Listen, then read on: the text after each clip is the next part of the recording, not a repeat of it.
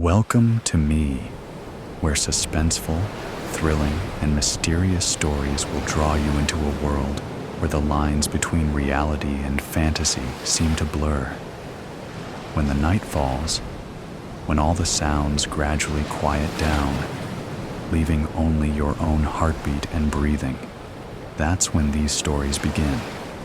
Tensions, unsolved mysteries, moments that will make you hold your breath in fear or curiosity, all are waiting for you ahead. Find a comfortable seat, dim the lights, and let this sound guide you on a journey that is not for the faint of heart. I want each of you to leave a comment sharing where you are in the world. And if you are enjoying the episodes, don't forget to give a like and subscribe to the channel now.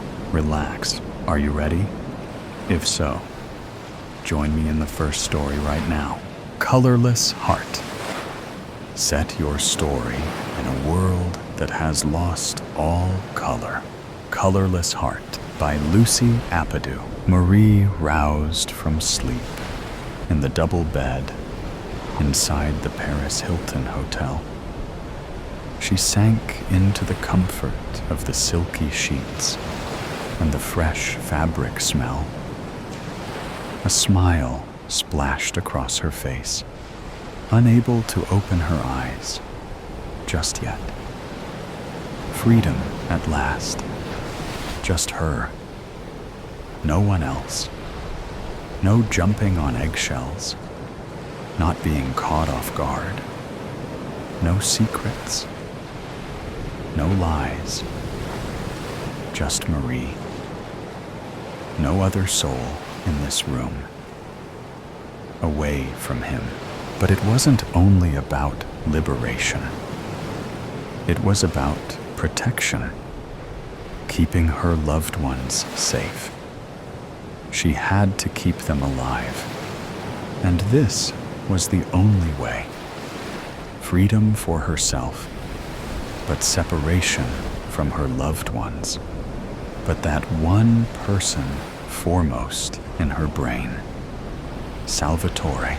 Marie had recently attended a gun range and learned how to fire a gun, just in case. She never knew when she might need to use it. It was about protection. The alarm on her mobile phone jerked her fully awake. A yawn filtered through as she slowly opened her eyes and spotted her phone on the dull black bedside table that had been brown yesterday. The white cushions that had been hues of purple. The black curtains that had been taupe. The ash black carpet beneath the bed that had been gray. And the black sky through a gap in the window curtain that had been blue. No more blue skies. No more shades other than black and white. The world had lost its color. Marie's breath quickened as her heart palpitated. She rose from bed and rubbed her eyes hard. It had to be her eyes. Had she suddenly become colorblind? Where were all the bright, vibrant colors when it was what she needed? She shut, then opened her eyes, but nothing changed.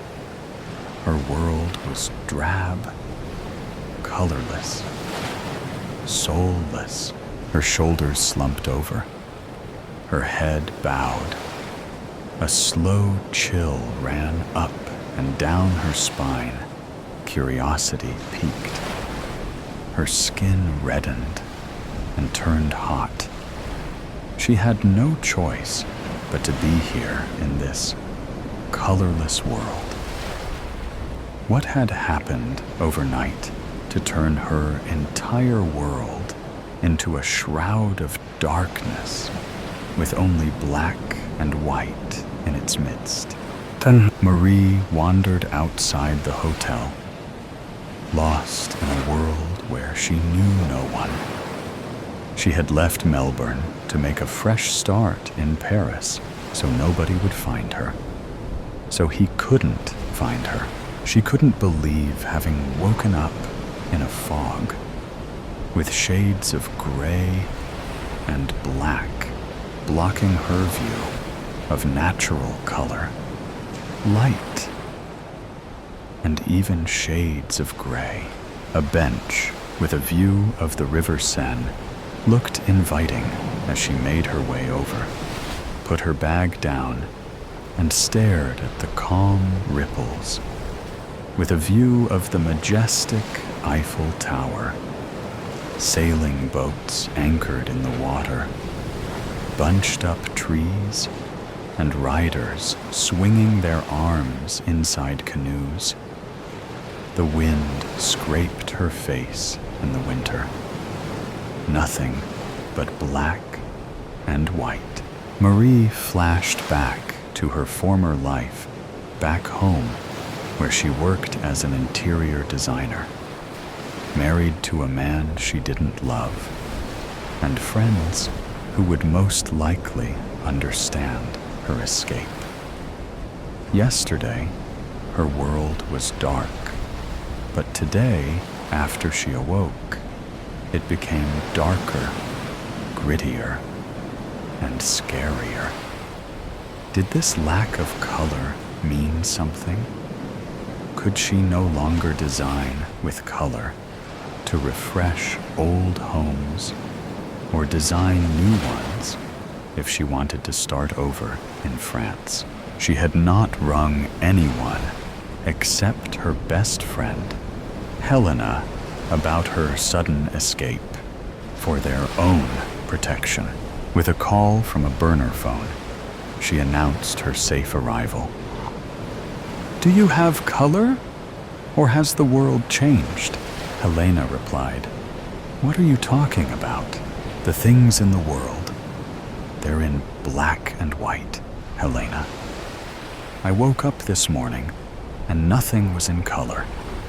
No blues, browns, pinks, purples, yellows, or any color. All gone. Is Melbourne the same? Don't be silly, Marie. We still have color. Have you become colorblind? Had your eyes checked? You couldn't have become colorblind in an instant. Go get them tested. Oh, and please stay safe. I don't know when I'll call you next. You know how he is. He could be tracking this conversation, even if it's on a burner phone. I love you, Marie, and I'm glad you're safe now. One day, we'll be together again." Marie fought back tears after ending the call. She would miss her loved ones, but she still didn't get what was going on. Was she the crazy one, or did only Paris lose its color? With a sigh, Marie rose and made her way back to the hotel, knowing she'd have to find herself permanent residence. As she crossed the wide road, a towering man brushed her shoulder. "Oh, sorry." He locked eyes with her and walked ahead of her on the other side of the road. His broad shoulders and black eyes made her shudder, stopping in his tracks. "I have a message to give you." She angled her head. "Who are you?" "Here, take this," he said. She retrieved the note. He watched her. Who the hell was this guy? And why was he making her nervous? "Who are you?" "I'm just the messenger, lady. Read the note." "Who sent you?" He inched his way closer. "Benny did." "Now read the note." "No, not again." He found her. Would this bastard ever leave her alone?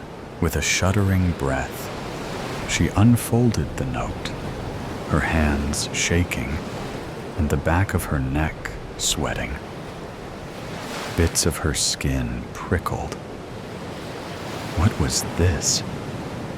She had to be dreaming as she read the note, her vision blurred, as if the words weren't real.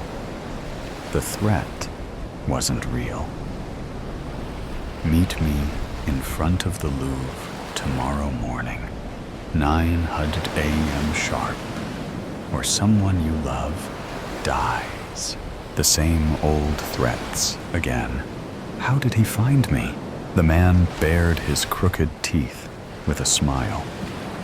He swaggered off into the distance. It wasn't over. It never would be. The next morning, Marie paced her steps towards the Louvre, a queue that was a mile long. She wondered if anyone would ever reach the entrance to the museum. The glass panels of the building distracted her from the enemy she was about to meet. Each step drew her closer to the devil. When would it end? Her breath hitched as she stepped on uneven ground, razor-sharp pain cutting into her lower back as she fought the gust of frozen wind. She had to free herself, but how? He would always find her, threaten her, obsess over her, and abuse her. She'd been abused for 3 torturous years. Storm clouds brewed when Marie drew closer to the swarms of people. It was almost 9 o'clock, and passers-by stared at her as if she as an alien. Was it obvious she was heading towards her death chamber, to her dreaded foe? A cold caress at the back of her neck made her freeze in her spot. She turned. It was him, Benny. In all his wealthy glamour, the bastard wore a black tie, black buttoned-up suit jacket over a black cashmere jumper, with black pleated pants over Italian leather shoes. He smelled rich. "Follow me," he said, as he prodded her towards an unknown destination. They walked in silence as his intermittent glares unnerved her. The squeeze of his arm draped through hers, leaving bruises, but she said nothing. His pinch at the back of her neck made her flinch, but she said nothing. The push and pull of her hair strands made her want to cry out, but she didn't. Hidden pain to display her fake strength. When, finally, she sat down outside the cafe with its outdoor setting, he ordered hot drinks and croissants. No one does what you did and gets away with it. She swallowed, her lip trembling, as she stared past him. "Please don't hurt him," he chuckled and threw his head back, his stained white teeth prominent. Flicking a cigarette over an ashtray, he tilted his head. "You're lucky I love you, Marie. If I didn't love you, you'd be dead by now. But you ever try something like this again, and I won't hesitate to slash your throat. Feed your decrepit body to the fish in the Seine River. Got that?" She nodded, a black spot clouding her vision. Puffs of smoke floated towards her and made her cough. Not that he cared. He was a narcissist. He retrieved his phone. "Watch this. No, I mean business. Marie. I don't blow damn smoke up my arse. She gripped the phone and saw him, tied up to a chair, gagged, beaten, tortured.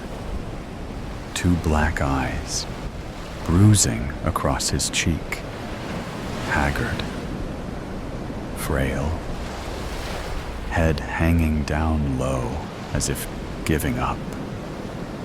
No, don't give up, my love. Never give up. A gasp of air grounded her. Rattling teeth must have made her look scared in front of him. Is he all right? He scoffed. That depends on you. You put 1 foot wrong. Leave me again, and he dies. Only when we're safely back home, he'll be released. The waiter returned with the croissants and hot coffees. Sorry about the croissants. They're a little overcooked, but these are more their natural yellow. Marie winced. But those croissants are black, not yellow. He waved a hand. Don't mind her.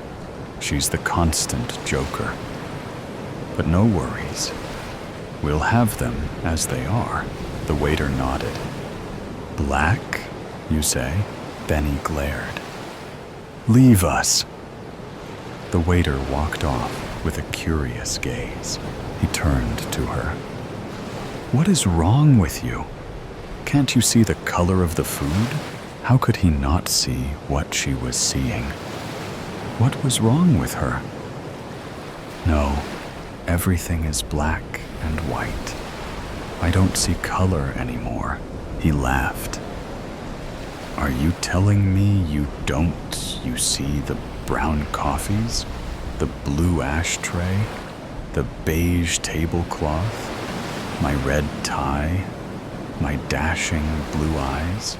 Her heart missed a beat as she gritted her teeth. No, I lost sight of color this morning. I woke up like this. Everything is black and white. Interesting, he said. Marie looked past him and spotted the man she'd seen earlier. The one who had given her the note. He was standing by a lamppost, sculling a bottle of beer. Why was he around? He must have been Benny's bodyguard, in case she made a run for it. Marie and Benny stepped inside her hotel room. He pushed her towards the wardrobe. Start packing. Our flight leaves in a few hours. Okay then. She pushed aside her floating tears and steeled herself by pulling out her suitcase from underneath the bed, unzipping it.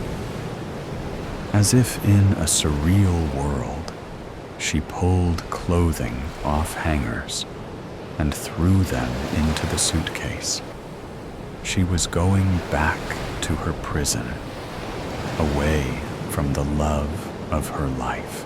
If only she had been stronger a few years ago, when he had framed her ex-boyfriend, Salvatore, for murder.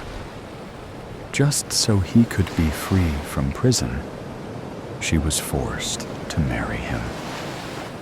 Marriage to Benny in exchange for Salvatore's freedom. She had never explained why she'd broken up with him. Had to convince Salvatore she no longer loved him. It had cut her insides, but she had to keep him safe. Salvatore had not given up on her and found ways for them to meet secretly. But Benny always found out about their secret rendezvous. He had put plans in place, made the worst things happen. Benny involved in Salvatore crashing his car, ruining his reputation in business, injuring his friend with a beating by his henchmen. and almost killing him at least twice. Now Salvatore was threatened with death. What more could the creep do? "I'm having a shower," he said.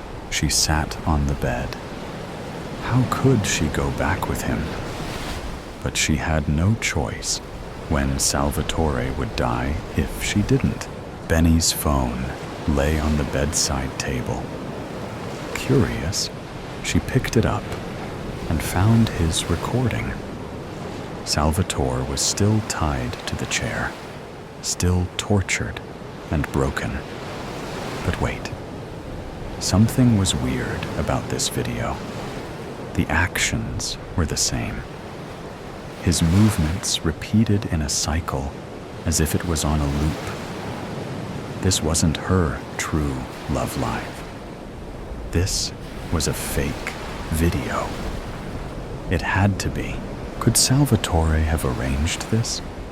Outsmarted Benny again, she smiled to herself.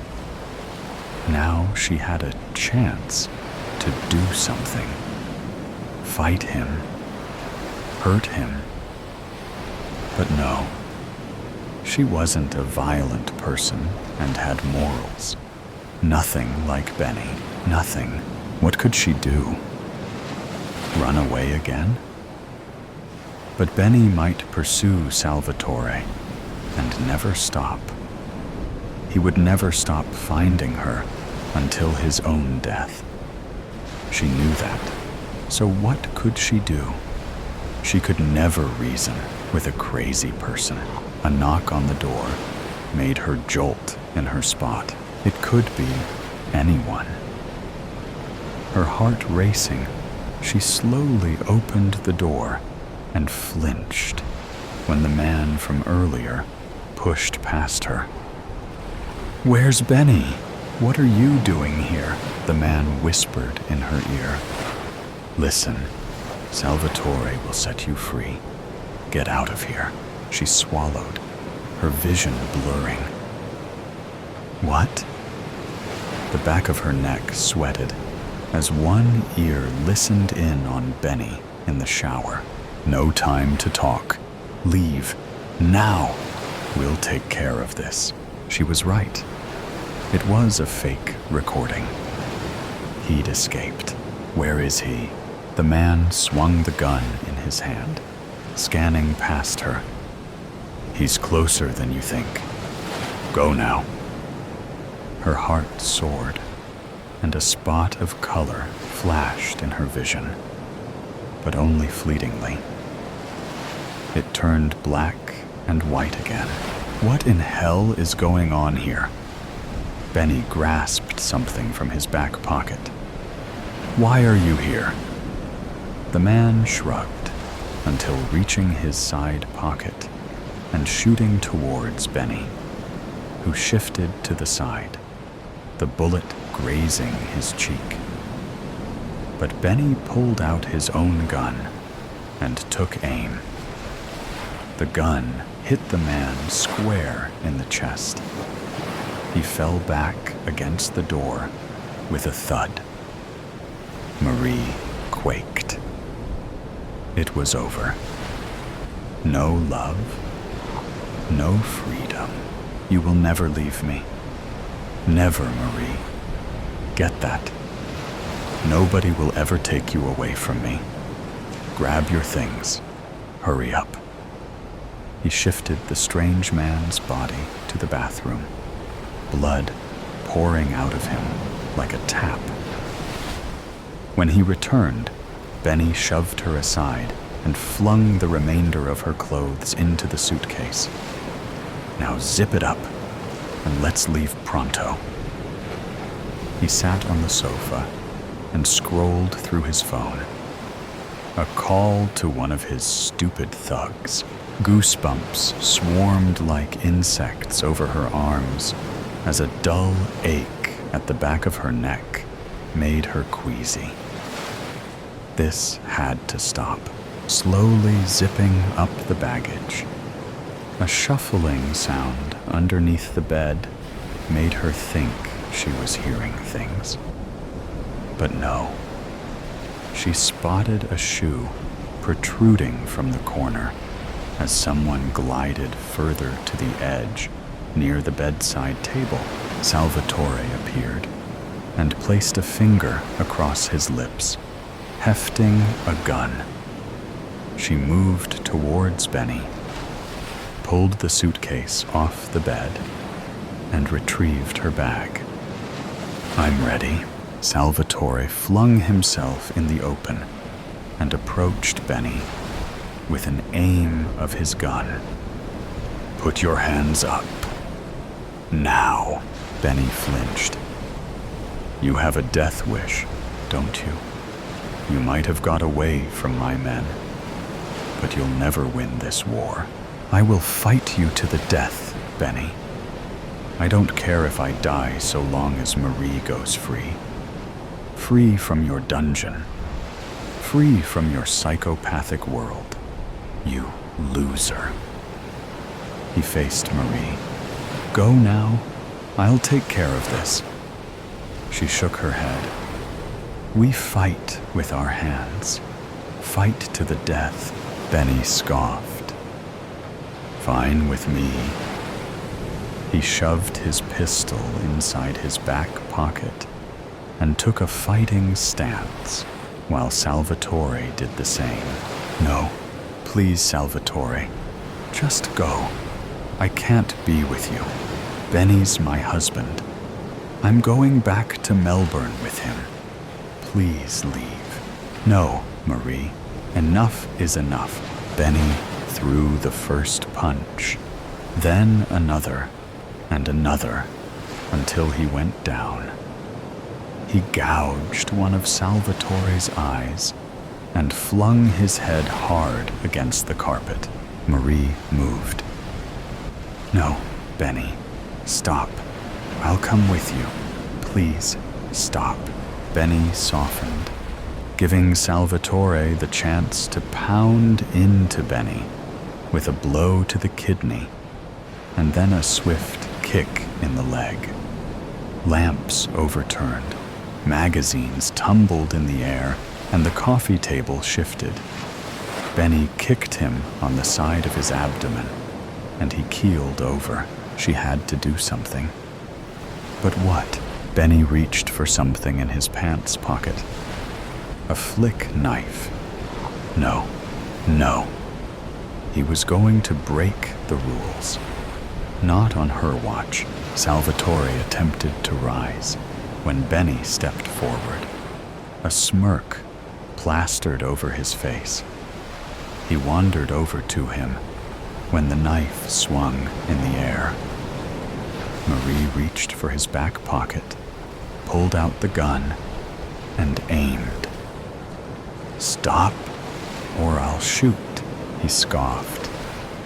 "You don't have the guts. Don't even know guns."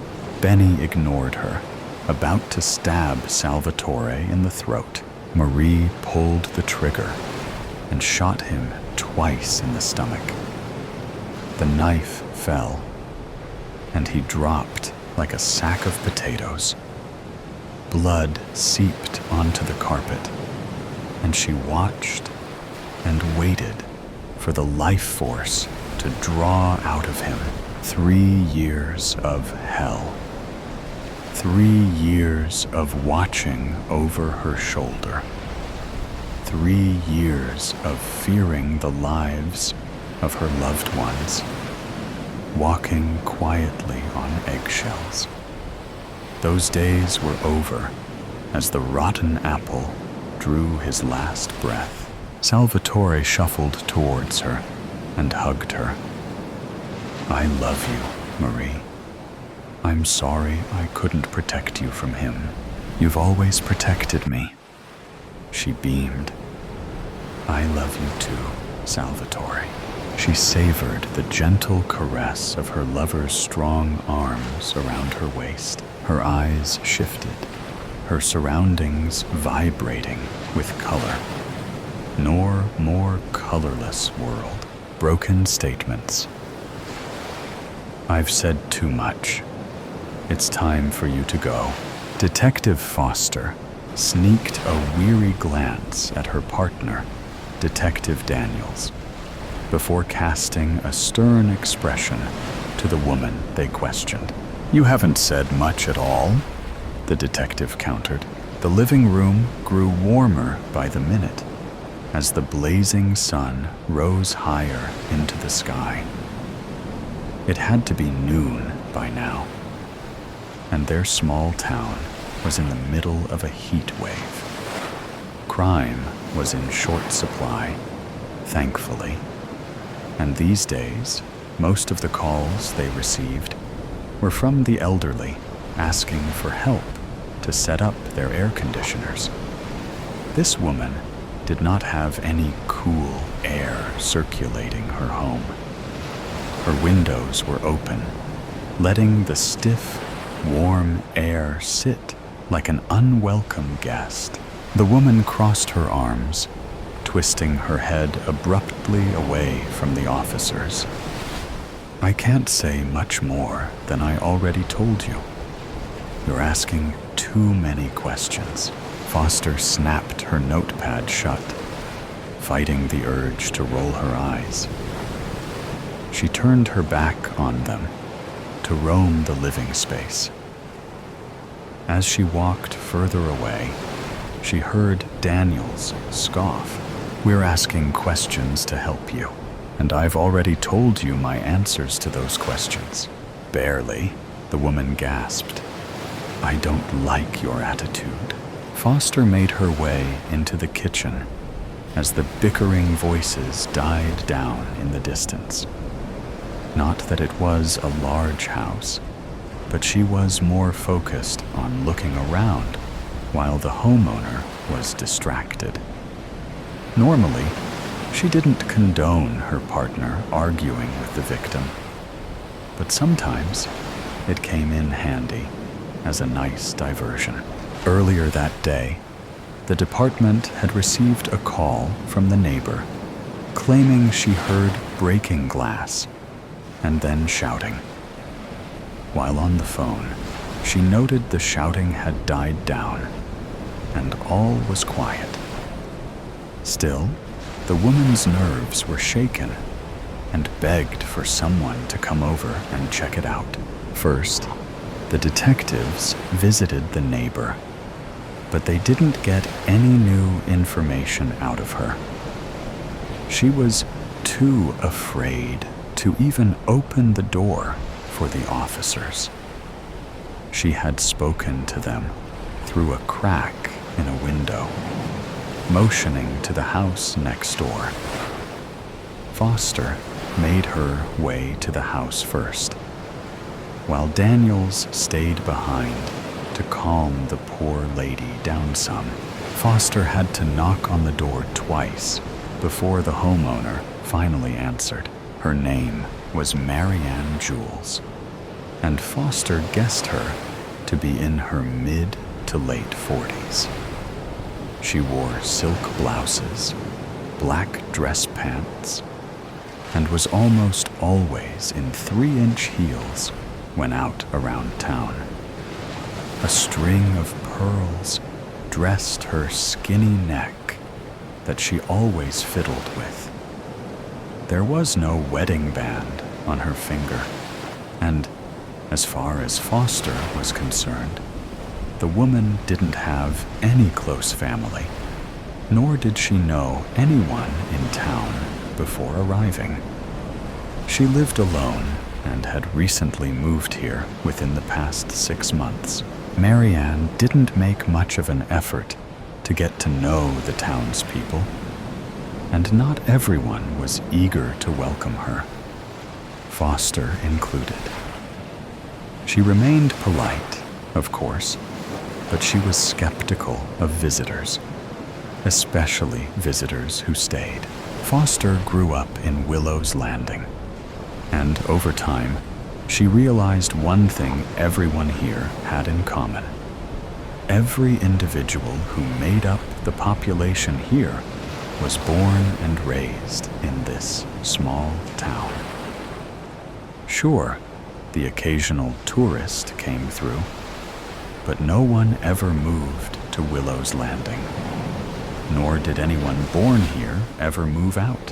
When Marianne had finally answered the door, she was less than pleasant to see an officer standing on her front porch. She remained standoffish, but gave the detectives enough information for them to figure out the glass shattering the neighbor had heard was a window breaking. Marianne admitted someone broke into her house, which was enough for them to enter the premises, but they couldn't get any more information out of her. Marianne acted scared, but beat around the bush when asked why she didn't call the authorities herself. First, she thought it was her imagination. Then, she changed her tune and claimed she wanted to check it out herself. Apparently, she has a cat hiding around the house somewhere, and suggested that maybe the feline had knocked over a vase. According to Marianne, it took her a while to discover the window because a 2-story condo is a lot of square footage to cover. It was tough for both detectives to remain impartial as they questioned her, but that was all they needed, for her to admit a window broke. How did the window break? Daniels had asked. Which window was it? Mind if we check it out? Foster had questioned. That was when Marianne stopped playing with the pearls on her neck and pressed the back of her hand to her forehead as though she were ready to faint. Claiming she had said too much, Foster sauntered through the kitchen, taking in the surroundings. It was pristine, almost as if Marianne had never used it before. Yet, a knife was missing from the butcher block on the counter by the sink. The dishwasher was open a crack, so maybe Marianne did cook and was simply a neat freak. Regardless, the detective made a mental note of the missing knife. Too obvious? Maybe, but Foster didn't have a good feeling about this woman. The window above the sink was still in one piece, which was the main reason Foster looked around the place, determined to find this broken window. She rounded the island in the middle of the room and exited through the back. It led to a hallway. To her left was a bedroom, and in front of her was a bathroom. The detective peered into both rooms, but the windows were still intact. She made her way down the hall, the voices of her partner and Marianne growing louder. They still argued as Daniels tried to get more information out of the supposed victim, but Marianne had none of it. She kept scoffing in response without using her words. Marianne acted like a child, and as Foster re-entered the living room, she could see the impatience and swelling frustration written all over her partner's face. She was on the other side of the living room now, behind Marianne, who didn't seem to notice the detective's return. Or maybe she didn't notice the absence beforehand. In no attempt to relieve her partner, Foster locked eyes with her him. She gave a curt nod while pointing up. Daniels didn't answer, but turned his attention back to Marianne instead. Foster walked up the stairs to see what she could find on the second floor. At the top of the landing, Foster faced the second bathroom. It was clean, the window unbroken. To the right was another room that looked to be an office or study area. Like the rest of the house, it looked untouched. The window was open, but not broken. A tuxedo cat sunbathed on the windowsill. So the cat was real, after all. Foster turned around, the stairs to her left now. She could hear her partner spouting off something to Marianne, but she couldn't make out the words. It was only a matter of time before Marianne kicked them out, so Foster had to act fast. There was one room left in the house, straight down the hall. If there was no broken window in there, she didn't know what they were doing here. Quickening her pace, the detective poked her head into the room at the end of the hall, which looked like the primary bedroom, judging by the queen-sized bed. Bingo! The window above the vanity was shattered to bits. Foster stepped into the room, noticing a messy trail of glass from the window to the other side of the room. Halfway through the trail, the glass on the floor mixed with red spots on the beige carpet. The detective stepped to the left, following the trail, before huffing out an exasperated sigh. On the other side of the bed, invisible from the doorway, lay the body of a man. Instinctively, Foster crouched beside the body, pressing her fingers against his neck. No pulse.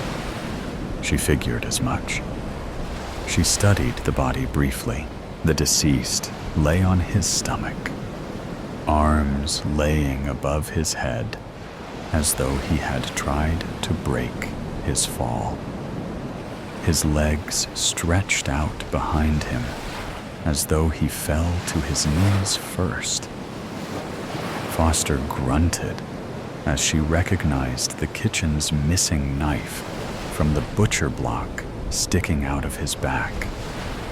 From the cuts in his shirt, it looked like he had been stabbed at least twice, and clearly didn't see his attacker coming. A pool of blood, still damp, surrounded the body. He likely bled out rather than the stab killing him. Foster stood, staring down at the body. Marianne didn't live with anyone, and with the window shattered, this man must have been the culprit. It was easy to assume Marianne defended herself and stopped the intruder before stealing anything, though she couldn't yet speak those accusations aloud, as it was all speculation. Foster looked forward, noticing a pair of doors. Whatever he was after must have been inside the bedroom closet, unless he heard Marianne coming up the stairs and tried to hide. Without being able to make out the words, Foster heard Marianne's voice raise. It seemed time was up. Before heading back downstairs, the detective made a quick call for backup and forensics. The house was now a crime scene, and the detectives would gladly leave the home for now. But little did Marianne know she was going with them. Foster sauntered down the stairs as she wrote notes in her notepad. About halfway down, she heard Marianne's sharp tone. "What were you doing upstairs? Who gave you permission to go upstairs?" "You did," Foster replied. "We came over to check out a possible break-in, and you let us inside. I checked things out, and yep, you've got a broken window." Marianne swallowed a lump in her throat. She stomped over to the front door, opening it wide. "Out. After you," Foster responded. She walked over to the door, motioning for Marianne to lead the way with a smile. The house is a crime scene now, so we'll need to vacate the premises until forensics gets here. A squeak escaped Marianne's lips, but she didn't move. Foster held out a hand. "Shall we walk out together?" Marianne glared at the officer, clutching her pearls. "I can walk myself. Thank you very much." She snubbed the detective by throwing her nose in the air as she strutted onto the porch and down the front steps, as though it was her idea to exit. Daniels leaned closer to his partner as the two stepped outside, closing the front door. "I'm confused." The broken window was in the master bedroom, along with the body of a man with a knife sticking out of his back. When walking through the kitchen, I noticed the butcher block missed a knife, Foster explained in hushed tones. Daniels exhaled, putting his hands on his hips. "A homicide? We haven't seen one of those in, what, a decade? Something like that. And to think one of our residents was a trespasser. Who died?" Foster watched Marianne, who paced her front yard, one hand fiddling with her pearls, and the other by her mouth as she bit her fingernails. "Subtle. That's the concerning bit," she answered. "More concerning than our newest resident possibly being a murderer? I didn't recognize the body." Daniels let his arms fall against his sides. "That's not possible. We keep track of who enters town, even tourists. No one's entered Willow's Landing since Marianne arrived 6 months ago." Foster shrugged her shoulders. "I said it was concerning." Daniels threw his head back, groaning. "So, we have a new resident who keeps to herself, and a stranger new to town who breaks into her house and she murders him in return. Technically, we can't say she was the one who murdered him. It's definitely likely, of course, but we need to do some investigating first. It's still enough to hold her for questioning." Daniels smirked. Foster chuckled. "This is true. She can't run away or avoid our questions anymore now, can she?" They heard sirens in the distance, getting louder as backup arrived. The detectives noticed Marianne freeze in her tracks, looking off into the distance. Before she could make a break for it, the partners sandwiched her. "Are you aware there's a dead body in your bedroom?" Foster questioned. Marianne gasped. "Excuse me?" "So, you didn't see anyone in your room?" Daniels added. Marianne twisted her head to face him. She glared at him. "Of course not. Are you aware the broken window was in the main bedroom?" Foster continued. Marianne turned her head back around to face her. "Well, yeah. I went to check it out, remember? I thought the cat broke something. You saw the window, but didn't see the body?" Daniels pressed. Marianne breathed heavily, looking back and forth between the two. Finally, she threw her hands up, narrowing her eyes at the ground. "I don't know what you think you're trying to do, but it won't work on me." A couple police cruisers pulled up to the house. Neighbors started peering out from behind their curtains, some sitting on their front porches. One man, not even trying to be subtle, started dusting his swing porch while making heavy eye contact with the police arriving. "Are you aware there's a knife missing from your kitchen?" Foster proceeded anyway. Marianne stomped her foot, covered ears, and squeezed her eyes shut. The detectives rolled their eyes at one another. Daniels took this as an opportunity to step away to get the rest of the team up to speed. I refuse to be interrogated like this. You came by without my calling you for help. You searched my house without a warrant. Now you're treating me like some sort of criminal. Foster folded her arms, shrugging nonchalantly. Fine. Forget the body. The fact remains that someone broke into your house, and now they're dead. Were you expecting anyone today? Marianne relaxed her shoulders, staring quizzically at the detective. No. Was someone staying with you at your house? No. Have you spoken to anyone recently about something special you keep in your house? Do you know why anyone would want to break in? Marianne shrugged, shaking her head. She played with her necklace again, deep in thought. No, I've never even seen him before. Foster sighed, pulling out her handcuffs. What are you doing? Marianne took a step back in horror. Seen who? Foster pressed, holding on to the cuffs.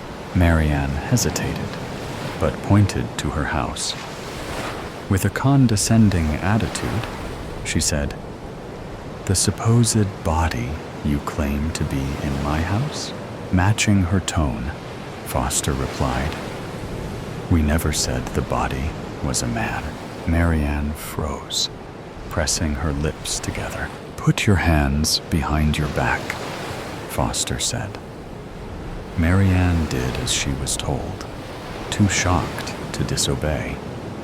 She listened as Foster read her rights, too stunned to speak. As soon as Foster completed the speech, Marianne opened her mouth to protest. But the detective stopped her as she led her to a squad car. "Don't speak," she ordered. "You've said too much already." Car radio. The silence is deafening. Finley stares at the empty slot where the radio should be. The hole in the center console mocks him. The engine roars and jumps to life. Finley laughs at the power and presses the gas pedal. The engine responds and races down the street. He sighs and shrugs off the silence. At least it's a nice car, he thinks to himself. Finley grips the steering wheel tighter and continues to drive. He's never driven a convertible before. The large amount of snacks sits in the passenger seat. 3 bags of chips, several candy bars, a meat stick, a couple of grape sodas, Red Bull, and an orange Gatorade are piled into a small mountain next to Finley. There is also $437 in his pocket. Finley glances at the convenience store in the rear view mirror as he drives away. The gun wasn't loaded, but the clerk behind the desk didn't need to know that. She graciously gives up her drawer in exchange for her life. Finley smiles as the memory of the robbery passes through his head again. "Everything in the drawer, now," he shouts. The clerk cries, but nods in understanding and opens the register. Ding. This is much easier with a gun, thinks Finley. He grins under his mask. He holds the basket of snacks in his free hand and points the gun at the clerk. Ida is the name on her shirt. She's short with straight black hair and small eyes. Tears run down her cheeks as she collects the bills. With a shaky hand, she gives the money to Finley. "Thank you," Finley decides to say. He runs out the store and watches as a Chevrolet Corvette pulls up to the store. An older gentleman shuts off the engine and opens the door to get out. He sees the gun before he sees Finley. "Give me the keys," Finley says loudly to the man. The elderly man jumps in surprise and quickly hands the keys to Finley. Finley dumps the basket of snacks into the passenger seat, puts the car in reverse, and drives down the road.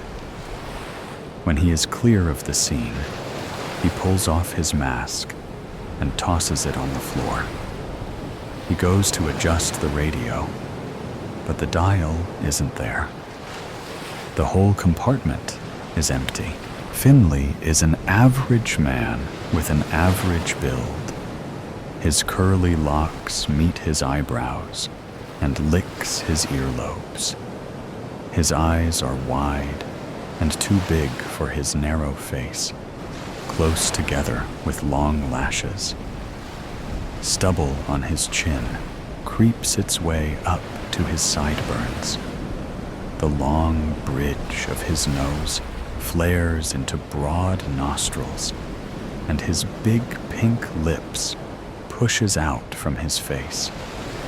He has a birthmark in the shape of a small diamond under his left eye. His cheeks are freckled and covered with a thin layer of dirt. Finley prefers Xbox over PlayStation and drinks apple juice more than a grown man should. He hates roller coasters because he has to sit next to strangers.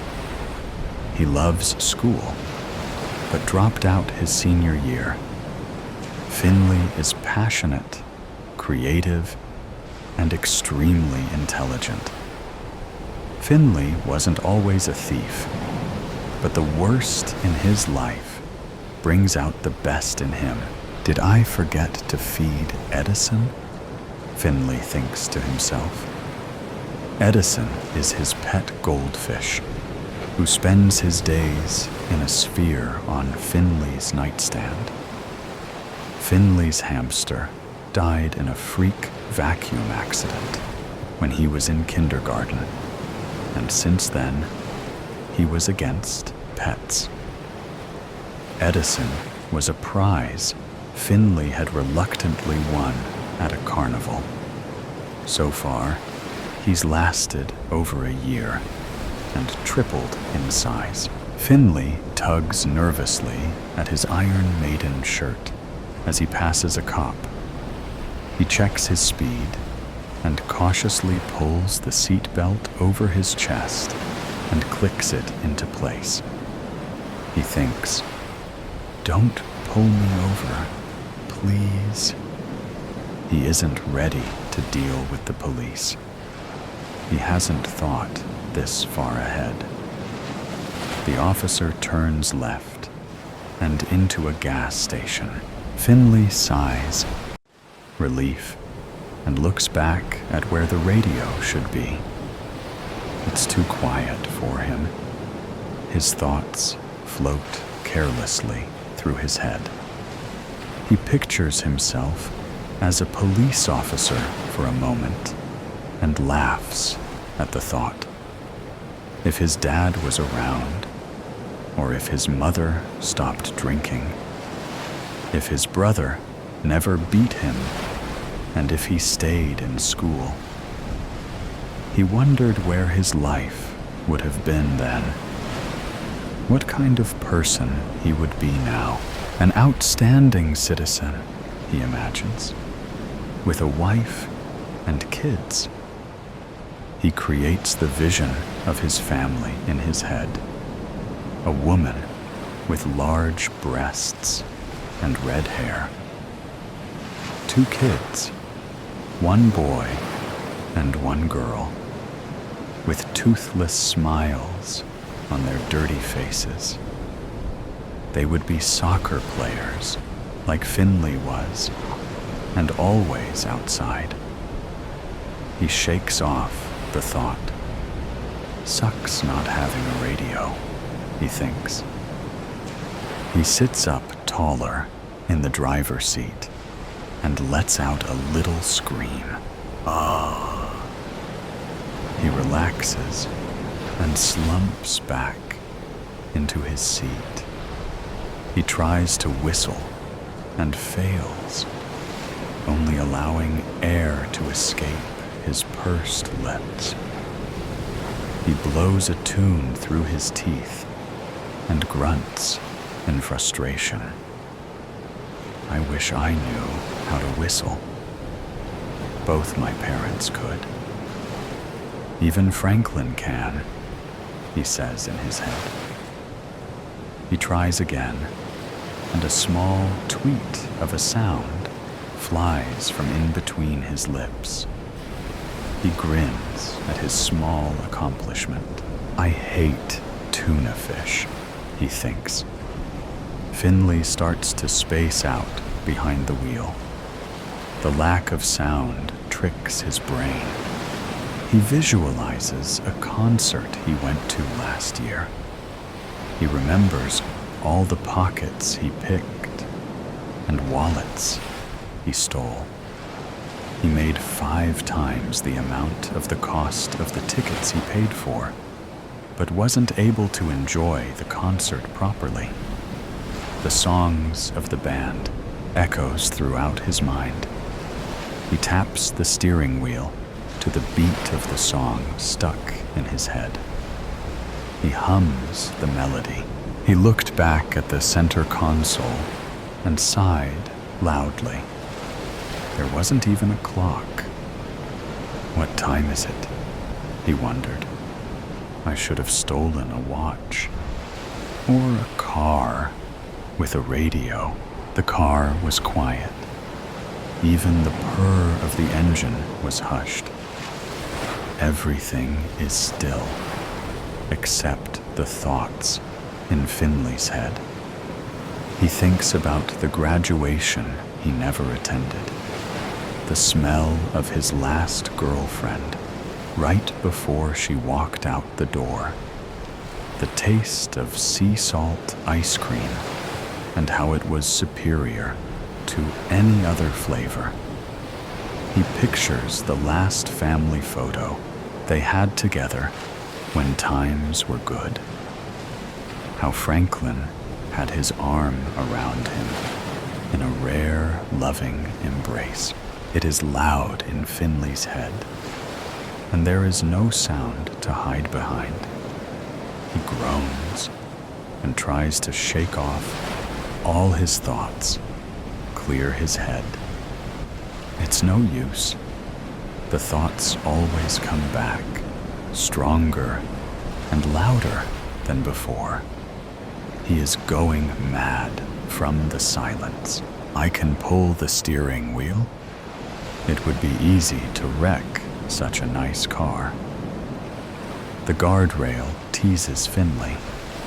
He envisions the crash in his head and plays out the scene slowly.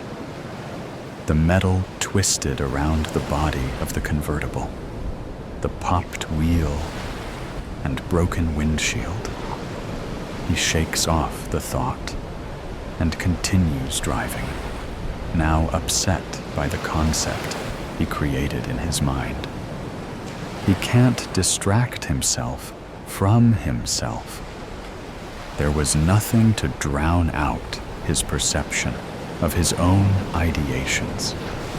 He can't clear his head. He's trapped within himself. Finley screams and pulls the car over. The wheels spin angrily against the dirt on the shoulder. He bangs the steering wheel with a fist and groans. He hears the sound of sirens and looks in the mirror. He didn't notice the police officer that pulled a U-turn at the last intersection.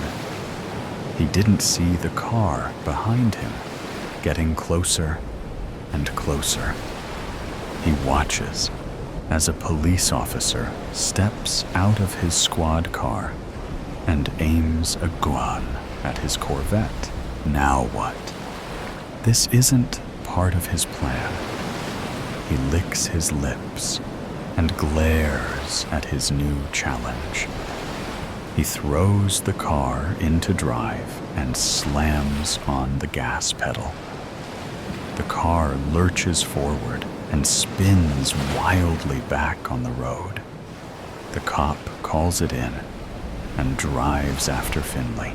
The 2-lane road was barren. The twists and turns makes Finley feel he was back on a roller coaster without the strangers. The contents of his stomach sloshes around. Well, this is great.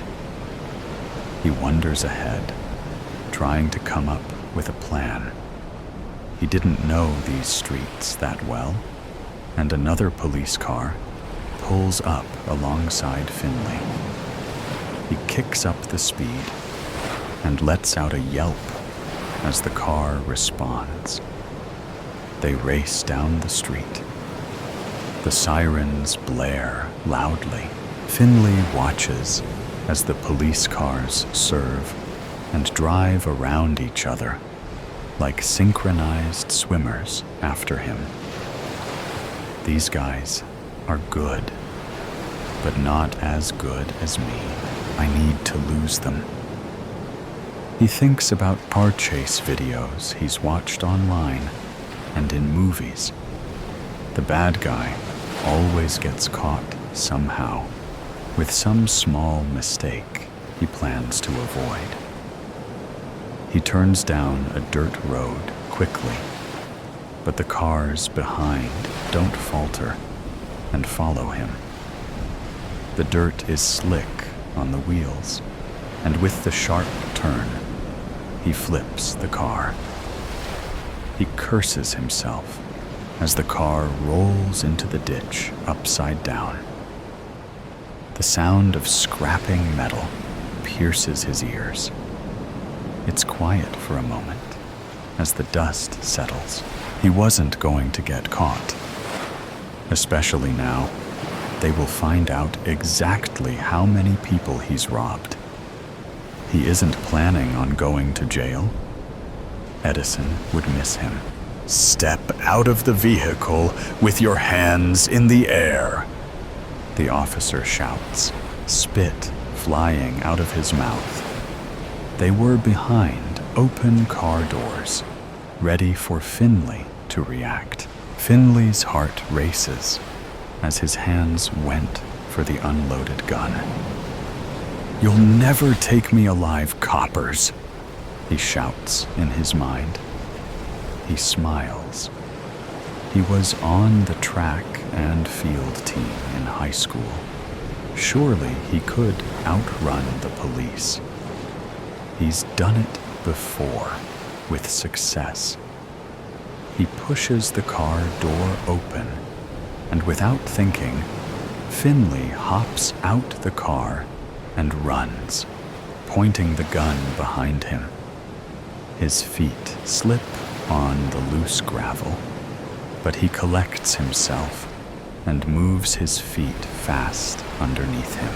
He takes 3 more steps away from the police, gun heavy in his hands. Bang! The silence is deafening. The quiet witness. Ava Winter had always been defined by her words. They were her weapon, her shield, her very identity. As a journalist, she had built her career on exposing truths hidden beneath layers of deceit. Her voice, steady, compelling, unmistakable, had won her awards and opened doors to places most people could only dream of. But now it was gone. How did this happen to me? She wondered, her eyes tracing the blank walls of her small, lifeless apartment. Each morning felt like waking into a nightmare she couldn't escape. For 6 months, she had tried to piece together the shattered fragments of her existence, but nothing seemed to fit.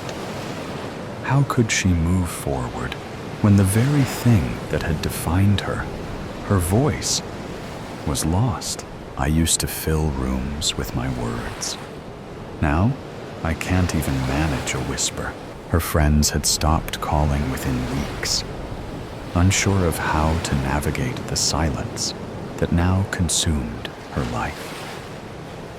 Ava understood, but their absence still stung.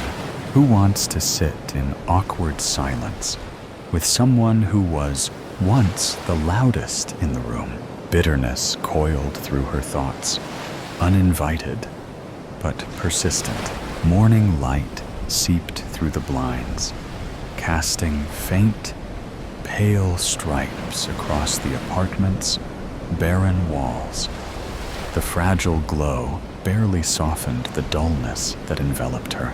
Her once crowded bookshelves, filled with dog-eared biographies and neatly stacked notebooks, now stood half empty.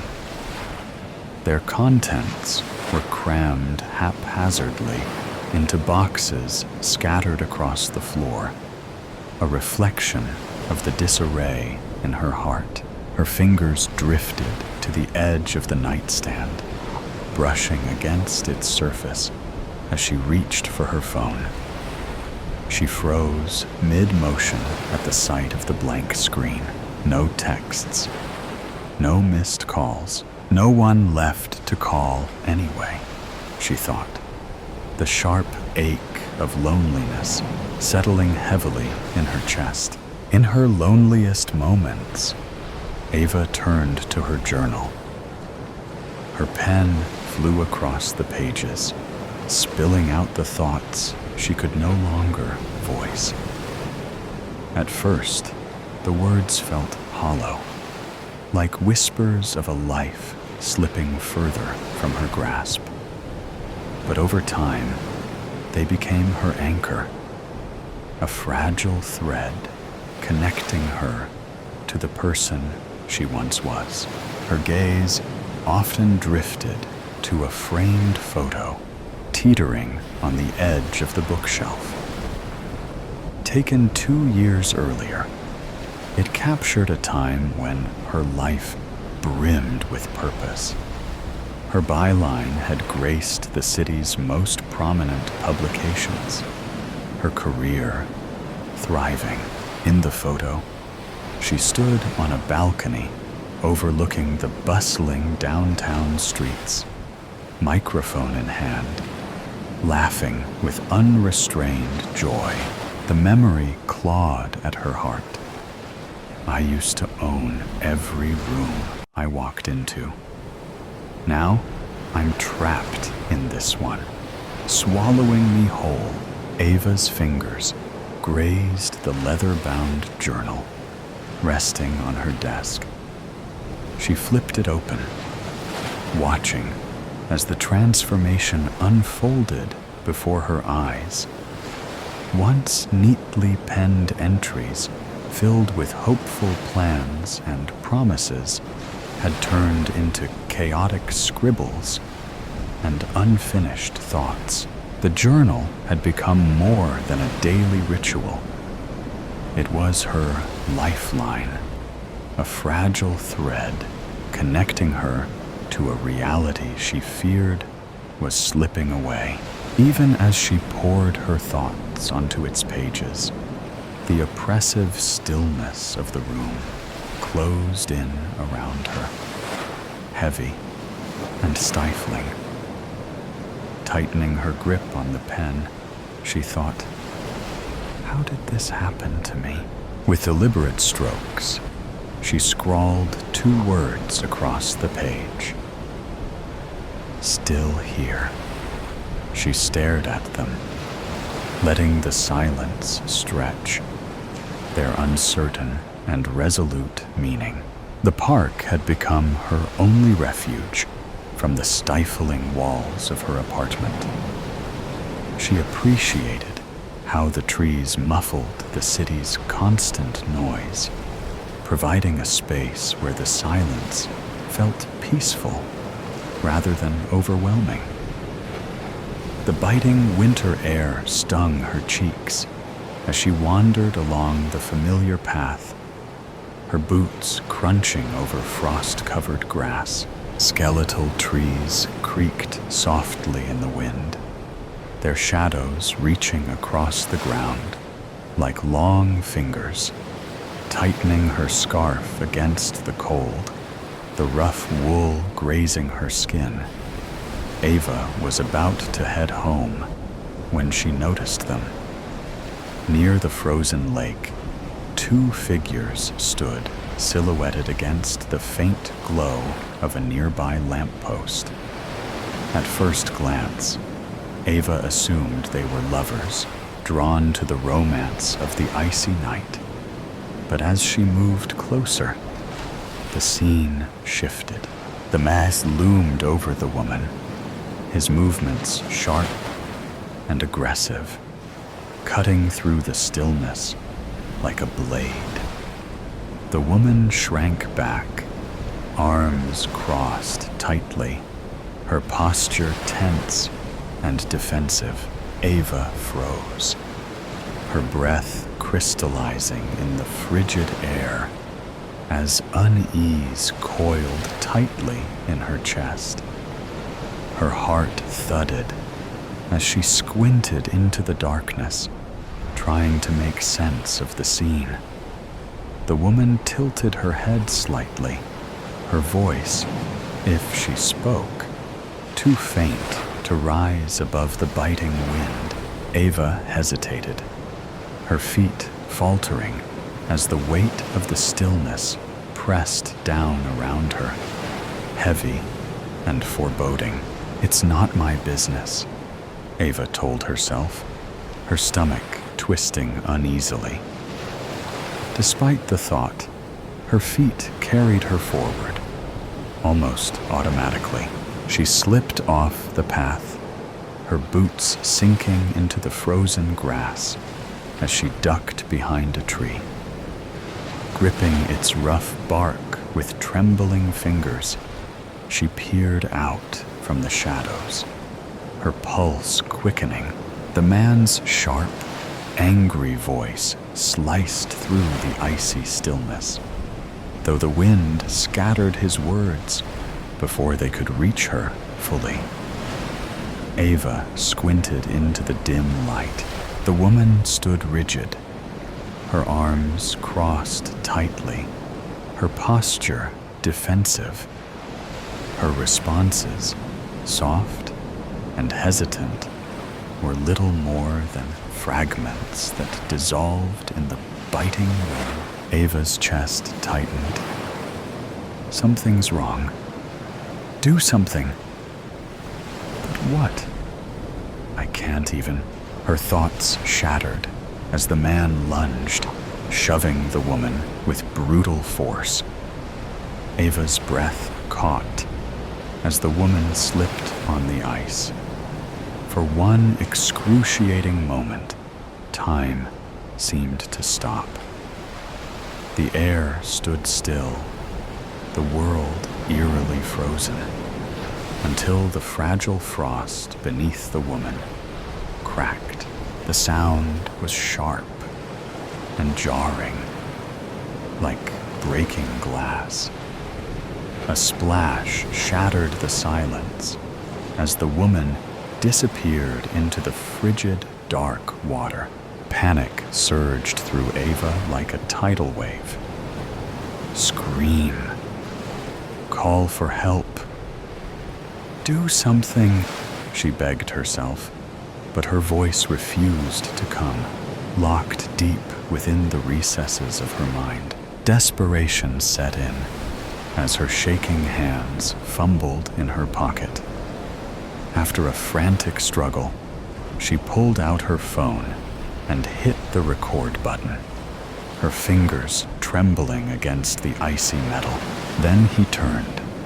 The man's head snapped toward her, and their gazes locked with unnerving precision. There, in the dim light, Ava felt the intensity of his stare, piercing, calculated, and merciless. It cut through the darkness, striking at the core of her fear. Her stomach clenched with unease. He sees me. He knows, I saw. He stepped toward her, his boots crunching loudly on the frosted ground. Ava didn't wait to see what would come next. Her legs jolted into motion, slipping and sliding as she bolted back toward the path. Her breaths came in short, ragged bursts, her heart pounding like a frantic drumbeat as the icy air seared her lungs. Later, Ava sat at her desk, staring at the blurry video looping on her laptop screen. Barely 10 seconds long, the shaky footage revealed almost nothing. The man's face was lost in a haze, and the woman's fall disappeared into the shadows. It's not enough, she thought bitterly, frustration coiling in her stomach like a spring. Clenching her fists tightly, she replayed the scene again. I saw it happen. I know what I saw. Why isn't that enough? She had gone to the police, but their skepticism had been palpable. Unable to speak, Ava resorted to scribbling frantic notes, pointing at her phone and gesturing in sheer desperation. Yet her efforts were met with dismissive questions. Why hadn't she called for help? Why was the video so unclear? Did she even know the people involved? By the end of the interview, Ava felt like the one under suspicion, the weight of their doubts pressing heavily on her. Back in her apartment, anger simmered beneath the surface. Her notepad lay open on the cluttered desk, its pages littered with hastily scrawled thoughts and disjointed leads. As she tapped her pen against the edge of the desk, the scene replayed vividly in her mind. How could they dismiss it so quickly? She thought, her chest tightening. You were there. You saw it. Isn't that enough? But the memory of the detective's dismissive tone echoed, fueling the frustration building inside her. Ava slammed the notepad shut. This is why I became a journalist, to expose people like him, to give a voice to the powerless. And now, I'm the one without a voice. Her laptop screen flickered. The video paused on the shadowy outline of the man by the frozen lake. No features, no clarity, just darkness. Ava clenched her fists, biting back the doubt, gnawing at her resolve. Not enough, she thought bitterly, as she grabbed her pen and scrawled the words across her notepad with such force that the paper tore. Her hands trembled as the detective's words replayed in her mind. A blurry video isn't much to go on. Without more, there's Not much we can do. Tears prickled her eyes. They think I'm delusional. They think I imagined it all. Helpless. Powerless. She swallowed hard, her throat tightening. You're not helpless. You've never been helpless. Her reflection in the window caught her eye, tense and weary. She leaned against the wall, inhaling deeply, her fists still clenched. This is why you don't quit, she reminded herself. Because people like him can't get away with this. You can't let them win. A sharp chime from her computer broke the heavy stillness. Crossing the room, Ava froze when she saw the sender's name. Lucas. Her breath hitched. A flicker of something she hadn't felt in months breaking through the haze. Hope. His response was brief, but direct. And it ignited something in her. You're not doing this alone anymore. Lucas had been there during her prime. One of the few who understood her dogged pursuit of the truth. Now, he was ready to help.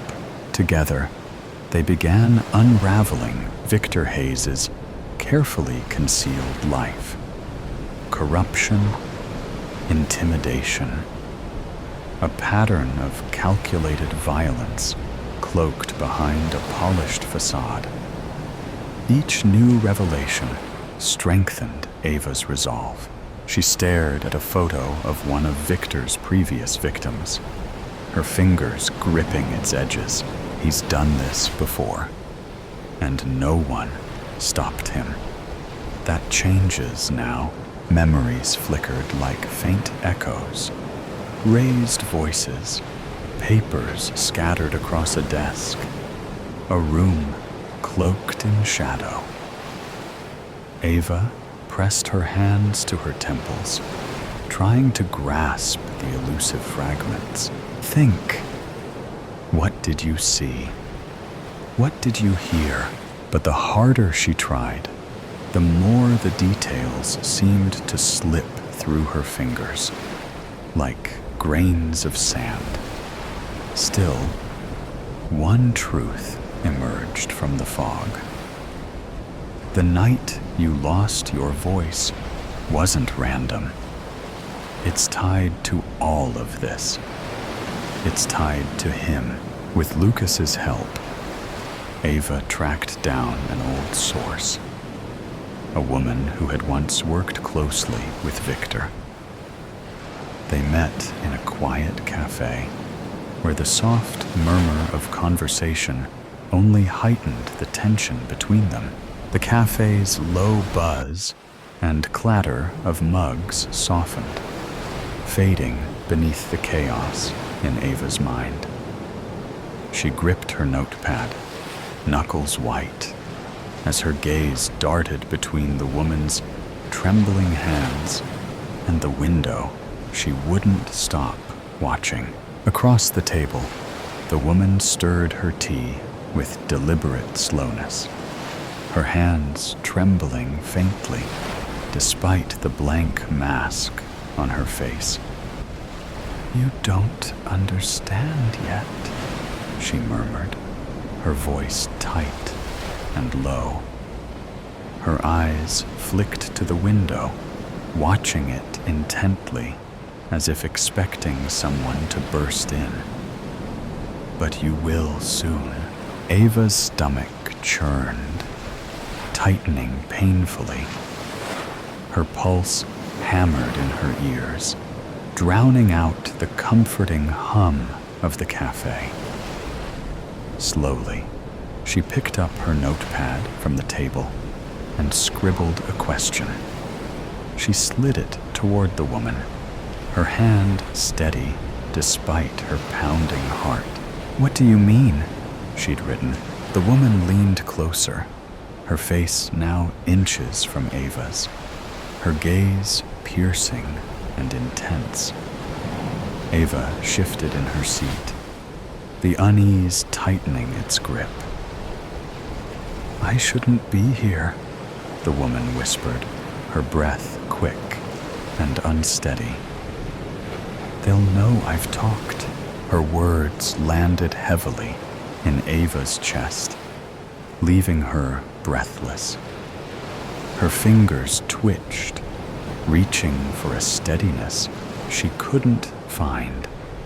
Slowly, she picked up her notepad and wrote the question with deliberate strokes. She held it up, her eyes locking with the woman's. "Why me?" The woman hesitated, her hands fidgeting with the edges of her napkin, tearing it into frayed strips. She glanced at Ava, guilt and resignation flickering in her eyes, before quickly looking away. Her trembling hands gripped her cup, her voice shaky as she spoke. Ava studied her closely, her pen gliding across the page. "Look at her. She's scared, just like you were, just like so many others. But she's here. She's talking. That means something." Lucas asked the questions Ava couldn't, drawing out details she hadn't dared to hope for. By the end, the truth was undeniable. Victor's immaculate public image was a facade upheld by manipulation and fear. Ava stared at her notes, her breath hitching as her eyes landed on the name scrawled in the corner of an earlier entry. Victor Hayes. With measured movements, she wrote on her notepad and slid it toward Lucas. "We need to meet him." Lucas read the words, his jaw tightening before he nodded. "We'll choose a location where he won't feel entirely in control," he said, his voice low and deliberate. Turning to the woman, he added, "Thank you. You've done more than you know." The woman nodded faintly, her hands gripping her cup. Ava's heart pounded as she absorbed the gravity of what lay ahead. Meeting Victor meant stepping directly into the fire, but it was the only way forward, the only way to bring the truth to light. Her resolve sharpened as she scribbled on the notepad once more. "We need to confront him." Lucas glanced at her words and nodded resolutely. "If we're doing this, we have to be strategic. We need neutral ground, somewhere he'll come but won't own." The theater was his idea. "It's neutral ground," he said. "Somewhere he'll come, but not somewhere he'll own." Ava wasn't convinced. What if he doesn't show? She'd written on the pad between them, her pen pressing into the paper with doubt. "He will," Lucas had replied, leaning closer, his voice steady. "He'll want to see the pieces for himself. He can't resist thinking he can still control the outcome." And so, the message was sent, its contents carefully constructed to lure Victor out. The stage was set, both figuratively and literally, for the confrontation that Ava knew could change everything. Now, as she stood in the hollow shell of the theater, its grand interior reduced to shadows and decay. The weight of that choice settled heavily on her. Dust motes danced in the dim light streaming through cracked windows, and the faint creak of old floorboards echoed in the cavernous emptiness. Her evidence was meticulously laid out before her on the stage, each piece feeling like a fragile lifeline, a thread connecting her to the truth. And then, the sound of polished shoes clicking against the floor broke the stillness. Each step deliberate, each echo sharper than the last. Victor Hayes emerged from the shadows at the back of the theater, his presence filling the room before he even reached the stage. He stopped a few feet away, the cool glint in his eyes pinning Ava in place. His suit, pristine and unyielding, seemed to mirror his demeanor. Impeccable, yet menacing. "You should have stayed quiet," Victor said. His voice was soft, almost conversational, but the menace beneath it rippled like a storm just beneath the surface. Ava's breath caught, her fingers curling at her sides as she steadied herself.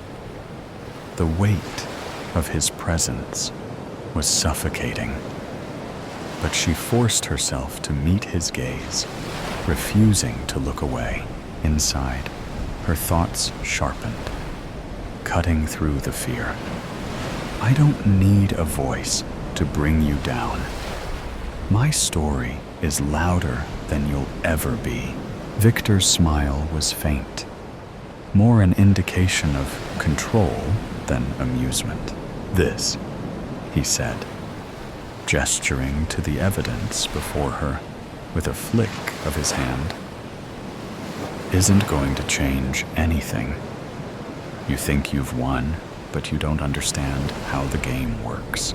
Lucas stepped forward, breaking the tension momentarily, as he began presenting the truth piece by piece.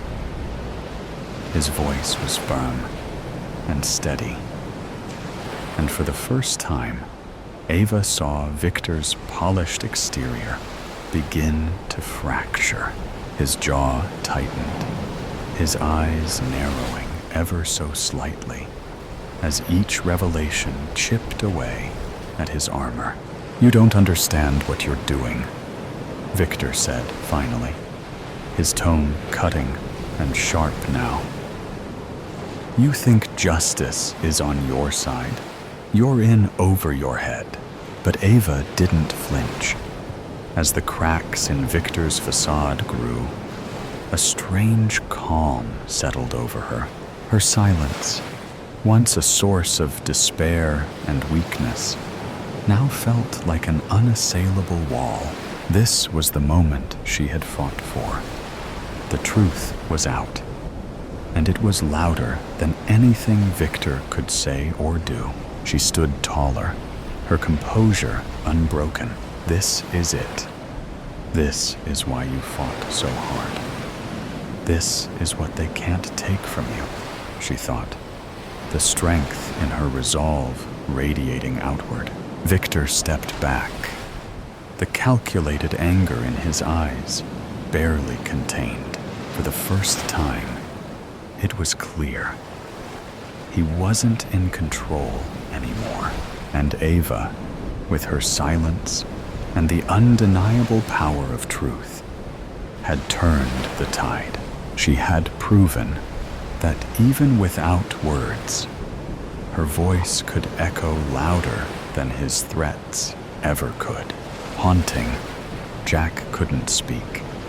He could only scream as he woke up to the sound of his mother's voice, whispering to him from the corner of his dark bedroom.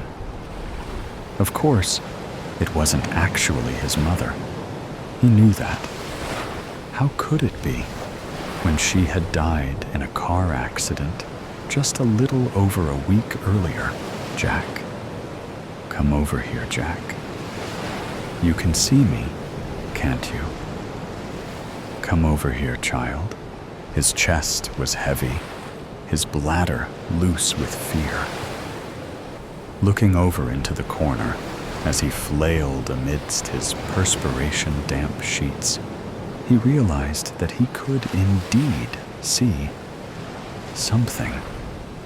The same something, in fact, that he had seen on that terrible night of his mum's demise, just minutes after his aunt, who had been babysitting him at the time, had received the phone call that would cause both of their worlds to come crashing down.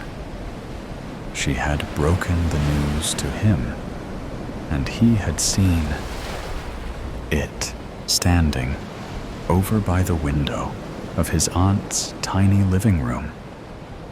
It had been at the funeral, too. And now, here it was again, invading the privacy of his bedroom this time, lurking in the corner, watching him, taunting him by speaking with his dead mother's voice. Jack! Come here, Jack! Now, tears of terror spilled down his cheeks as he scrambled to sit up. His gaze was fixed upon the corner, on the hulking, dark outline of a man who stood there, wide and tall, so tall that its head almost brushed the ceiling. It had no face, no features. It was only visible because somehow it was even blacker than the darkness itself which suffused the room. Blacker than the very night. How could that be? His screams tapered off as his throat constricted. From elsewhere in the house, he could hear the sound of frantic movements. His aunt had clearly been roused by his yells. Her footsteps raced across the landing, old floorboards groaning loudly. I'll return, Jack. You can't avoid me forever. His mother's voice hissed quietly. The thing then scuttled, spider-like, across to the wall, and then through it, as though no barrier existed at all, as though the laws of physical matter simply did not matter to it one bit. The thing disappeared from his sight, just as the bedroom door was flung open, and the light snapped on to dazzle him with its bright glare. Jack, Jack, are you all right? His Aunt Alice stood there, looking pale and startled. Her resemblance to his mum, as always these days, struck him like a dagger through the heart. They had the same raven hair, just as he did himself. The same ice blue eyes, same sharp cheekbones, same thin lips. His mother's, now stilled forever, whilst his aunt's were pinched in a worried frown as she approached the bed where he lay. Sweetheart, what is it? Did you have a bad dream? He shook his head. It was bad, all right, but it was no dream. He raised a trembling hand to point over at the corner where the thing had been standing, mocking him by its mimicking of his dead mother's voice as it tried to lure him in. Alice turned to look, but quickly brought her attention back to him. There's nothing there, Jack. You just had a nightmare, that's all. Her gaze shifted, moving down over his sheets, where a damp stain alerted him also to the fact that he must have wet himself. He cringed, the tears coursing faster down his cold cheeks. What kind of a 12-year-old wet the bed? It's all right, his aunt soothed. I'll get those in the wash, and you can come and sleep with me in my bed for the rest of the night. It'll be dawn in a couple of hours anyway. And so saying, she ushered him out of his bed and took his hand to lead him over to her room. As always, it smelled strongly of lavender. After tucking him in, she retreated back to strip the damp sheets from his bed. Meanwhile, he lay there, alone once more in the darkness, eyes wide open, and frantically scanning the dark shapes all around him, lest the shadow should return again that night to torment him. All the while, the sound of his aunt's stifled sobs haunted his ears. Chanta, Abi, if you can hear me, please respond. I don't know what to do. He hasn't spoken a word since you died, and he seems so disturbed. He's been having night terrors, and Jack crept down the stairs, being careful to avoid the creaking steps. His skin was crawling, body covered in goosebumps, not from the cold, but from a renewed sense of fear. Peering over the banister, he saw his aunt in the living room. She was sitting with her back to him, cross-legged on the floor beside the coffee table. On the table itself, right in front of her, was a board, a wooden board with letters and numbers on its surface, the exact same kind of board as he remembered seeing his mother messing around with so many times before. Late in the evenings, after she'd had a bottle of wine. Abi, are you here with us? Please, Jan. He wanted to run down the remainder of the steps, grab that board, and smash it to pieces, or burn it to ashes. For there was something about it that just seemed so very, very wrong. He was stopped in his tracks, however, by a sudden, sharp gasp from his aunt.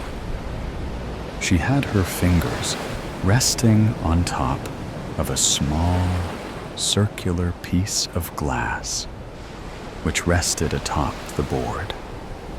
And as he watched, the piece of glass slid free of Alice's grip and went spinning away, clearly moving of its own volition.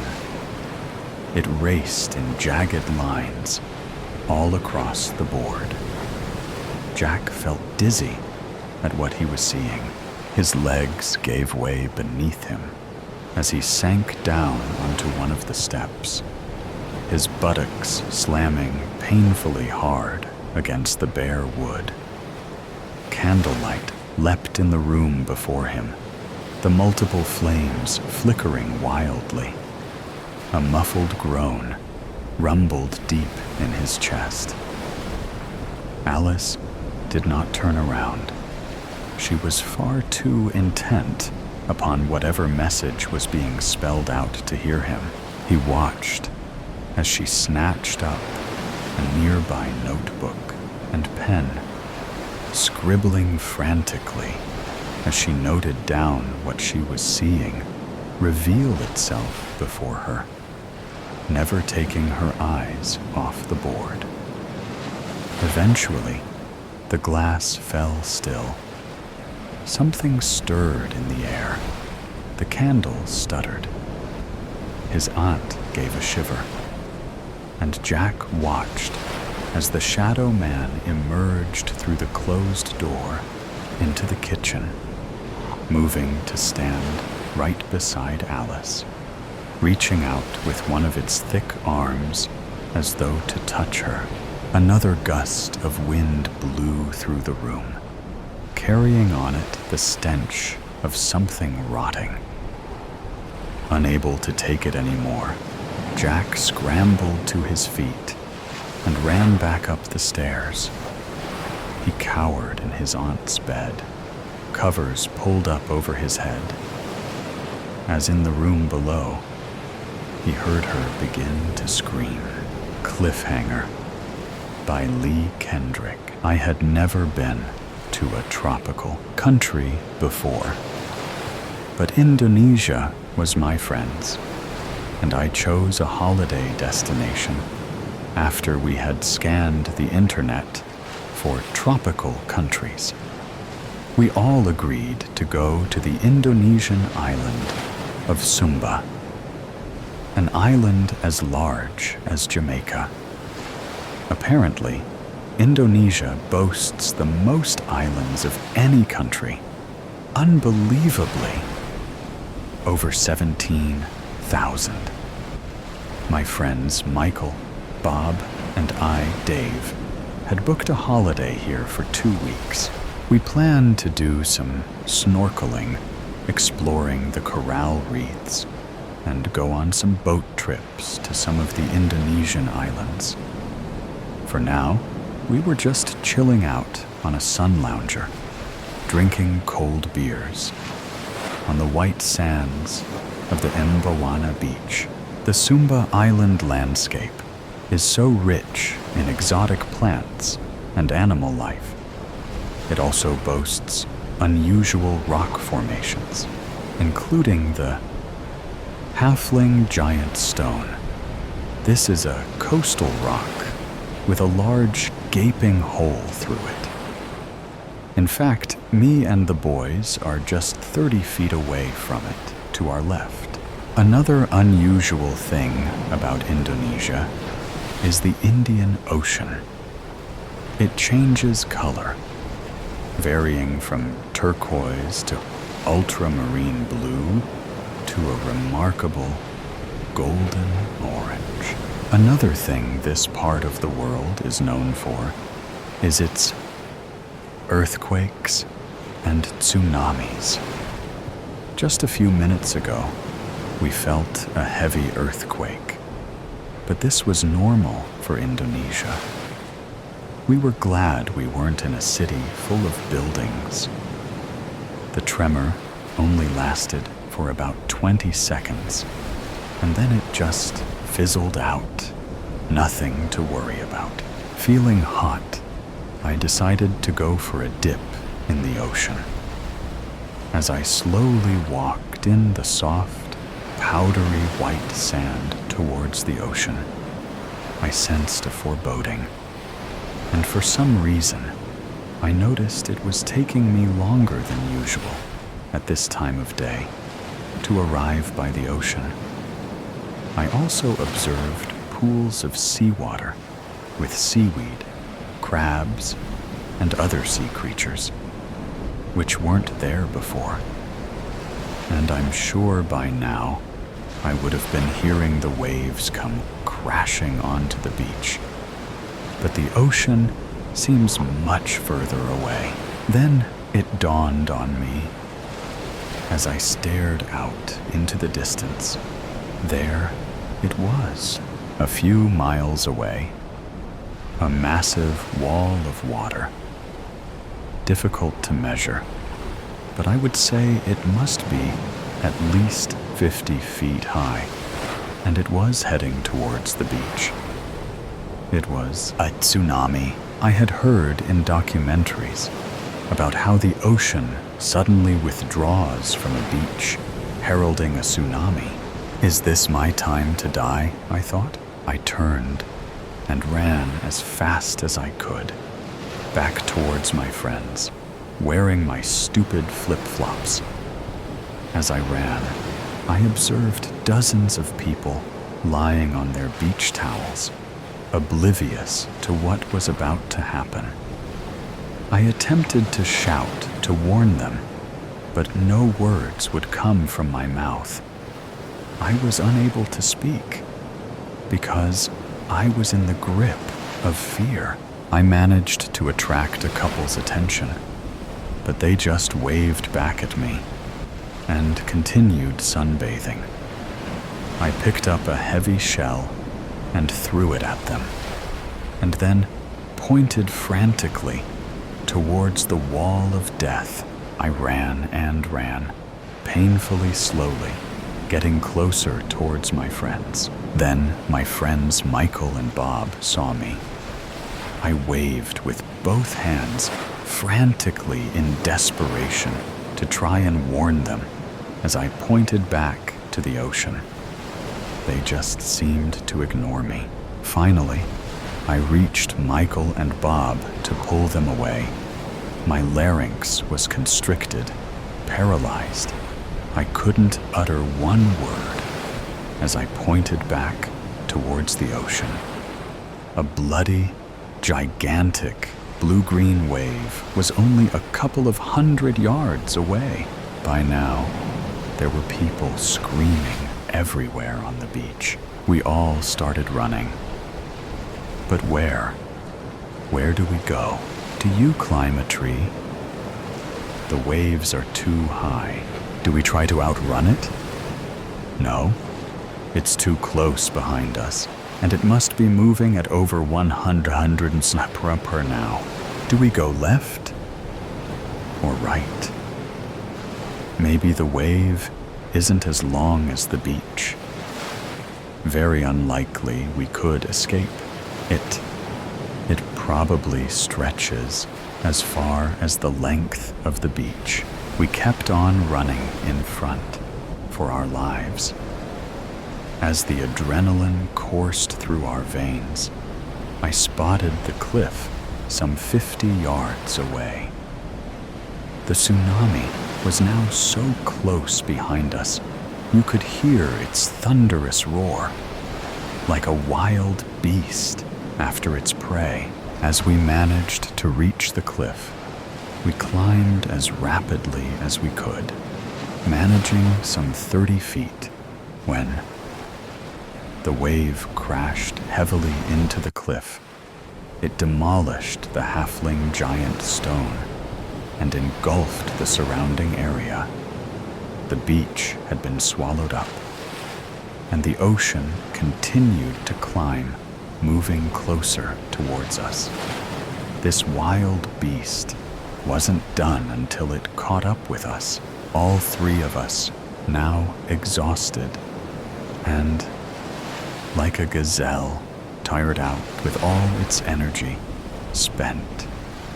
It was ready to drop and resign its fate to the beast chasing after it. I knew it was just only seconds away before the wave would claim me and my two friends. Suddenly, my heart stopped beating. To my horror, I was unable to lift my leg up to a ledge. It had got entangled in some plant's tendrils. Bob and Michael were too busy escaping to not notice me in trouble. The water was now up to my ankles as I frantically moved my foot to budge it free. The boat just wouldn't move. By now, I resigned to the fact that I was going to drown. As a 26-year-old, I was hoping for longer on this earth, and I just wish Bob and Michael escaped the wave. The water was now rising up to my neck. I closed my eyes and saw flash images of my mother, dad, sister, and brother. But wait a moment. Why hasn't the water covered me yet? I thought. The next thing I noticed was the water level was going down. It was now down to my feet, and I was able now to budge my foot free. The water was drawing slowly away, down to where the ocean and beach would normally meet. I looked up to the top of the cliff, and there, looking down, were my two buddies, Michael and Bob, waving to me, laughing. We all had a miracle escape. Sadly, many tourists didn't, and the children of the Forsaken. The villagers called them Children of the Forsaken, those shunned to the Bear Claw Mountains, exiled from society. But the children called themselves the Watchers, for their view of the villages nestled in the valley below, and to their parents, they were merely Raya Nevarium, Lilith Skyden, and Quill Weston. Who in the Risen's name takes the forest path to Bearclaw? Asks Quill, features twisting as a gentle frown and harsh laugh compete for dominance, like wolves fighting over a kill. Lilith gives him the scolding look of a mother. Don't say that. Mother says it's a bad word. I heard that the Risen will come take your voice at night if you forget to say your prayers. Though the Risen, fallen dead brought to life by the god of death, Vol.3, were more myth to faithless villagers than a poor, disease-ridden harvest. Amongst the Forsaken, the ancient gods were sacred. Quill gives an assertive nod to Raya. You were brought to the Forsaken as a child. What do you think? Are we going to make another friend? Raya's features may as well have been carved from stone, like the statues of the Risen in the underground temple below their feet. Her eyes are cast on the singularity in the distance, the cloaked figures cutting through the path against a blur of wind and snow, with the relentless endurance of a river's current. Raya was only a child when she was sent to the Forsaken. But as she grew, her past came back in fragments, like the shards of a broken clay bowl she'd accidentally dropped onto her foot trying to reach the table earlier this morning. Sometimes Raya prayed to Voltairum at night for the empty contentment of forgetting, to let her past die like all things in this world. But watching the figures, she supposed that there was a certain strength to remembering and enduring that was a part of living. I remember that the nun who heard me singing and saw me floating screamed and threw a book at me. I remember crying because I was confused more than hurt. Her face falls to her woolen boots covered in snow. I remember the thin cotton blanket that I shivered through all the way up to the mountains.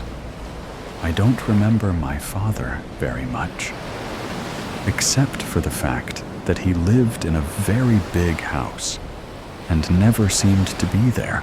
Quill squints through the haze, trying to see through the chaos of the storm. I don't see a child with them.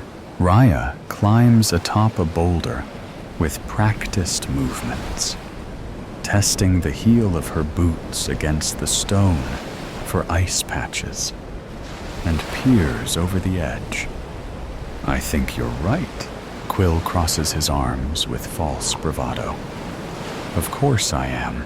They're coming for us, but not for the reason we think." Raya turns to each of them and asks them the same question. "How old are you?" Quill is 10 years old. Lilith turns 8 next week. Raya is the oldest of them, almost 11. One of them wears the white robes of a priest. They were sent to cut our throats and take our voices too. Raya abandons her perch, staggering backwards. "We're not even 16. Must have been a terrible harvest." Quill starts, before cut off by an elbow blow to his side. Lilith's voice trembles, and Raya tells herself that it is Lilith's teeth chattering from the cold, while Quill merely rubs the edges of his bony ribs. "I need to tell Mother. She'll know what to do." Word of the priest's arrival and rumors about another nulling ceremony to take the voices of the children spread through the small town of Bearclaw faster than an avalanche. The children are kept safely behind locked doors and shuttered windows, while townspeople brandish an assortment makeshift weapons: knives, pickaxes, woodcutters' axes, shovels, old potions, and spell books. By the time the travelers arrive, the townspeople are ready and waiting. The children have been instructed to stay inside, stay away from the windows and door. But the coziness of the fireplace is almost stifling compared to the tenuous, cold, bitten air. Lilith turns away from the window, her eyes damp with tears. A few moments ago, her mother had forced her to look her in the eyes and wrote that if she could not be strong for herself, she must be strong for others. Her father, who mostly grunted in response to anything she said, hugged her and wrote that he loved her. Only now, Lilith started to realize that she would need to be strong for her people if her mother wasn't there to lead them. Huddled in the corner, hugging her knees against her chest, Raya tries to press her body flat against the wall to steady her trembling frame. Her mother wrote mutterings about the trouble that youth these days seem to find. Then she had stuffed firelight potions in the bag across her chest, wrapped another coat around her shoulders, and strung an amulet around her neck.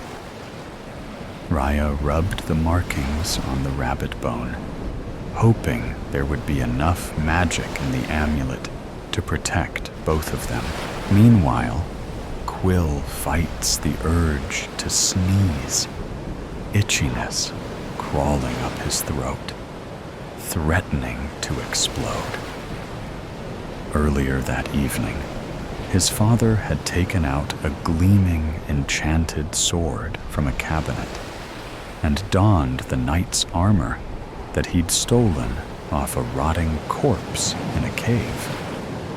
When his father gave Quill the dagger that he used for skinning game, he wrote for Quill to protect the girls. At first, Quill wanted to point out that Lilith had been practicing her blood song, and Raya was a gifted illusionist. But taking in the hard lines of his father's cast against harsh torchlight, Quill understood. His father also expected him to protect himself, prove himself. We're no priests, and we mean you no harm.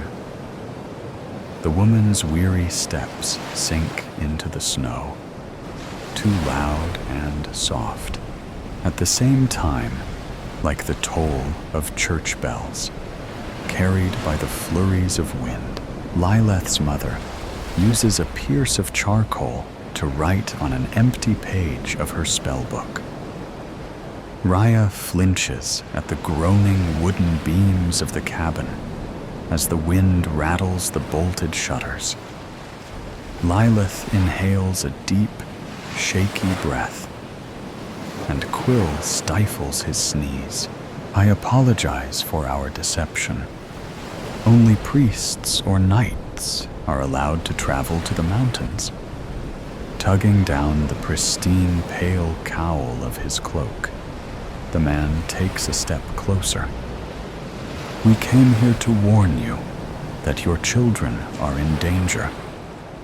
Are they well?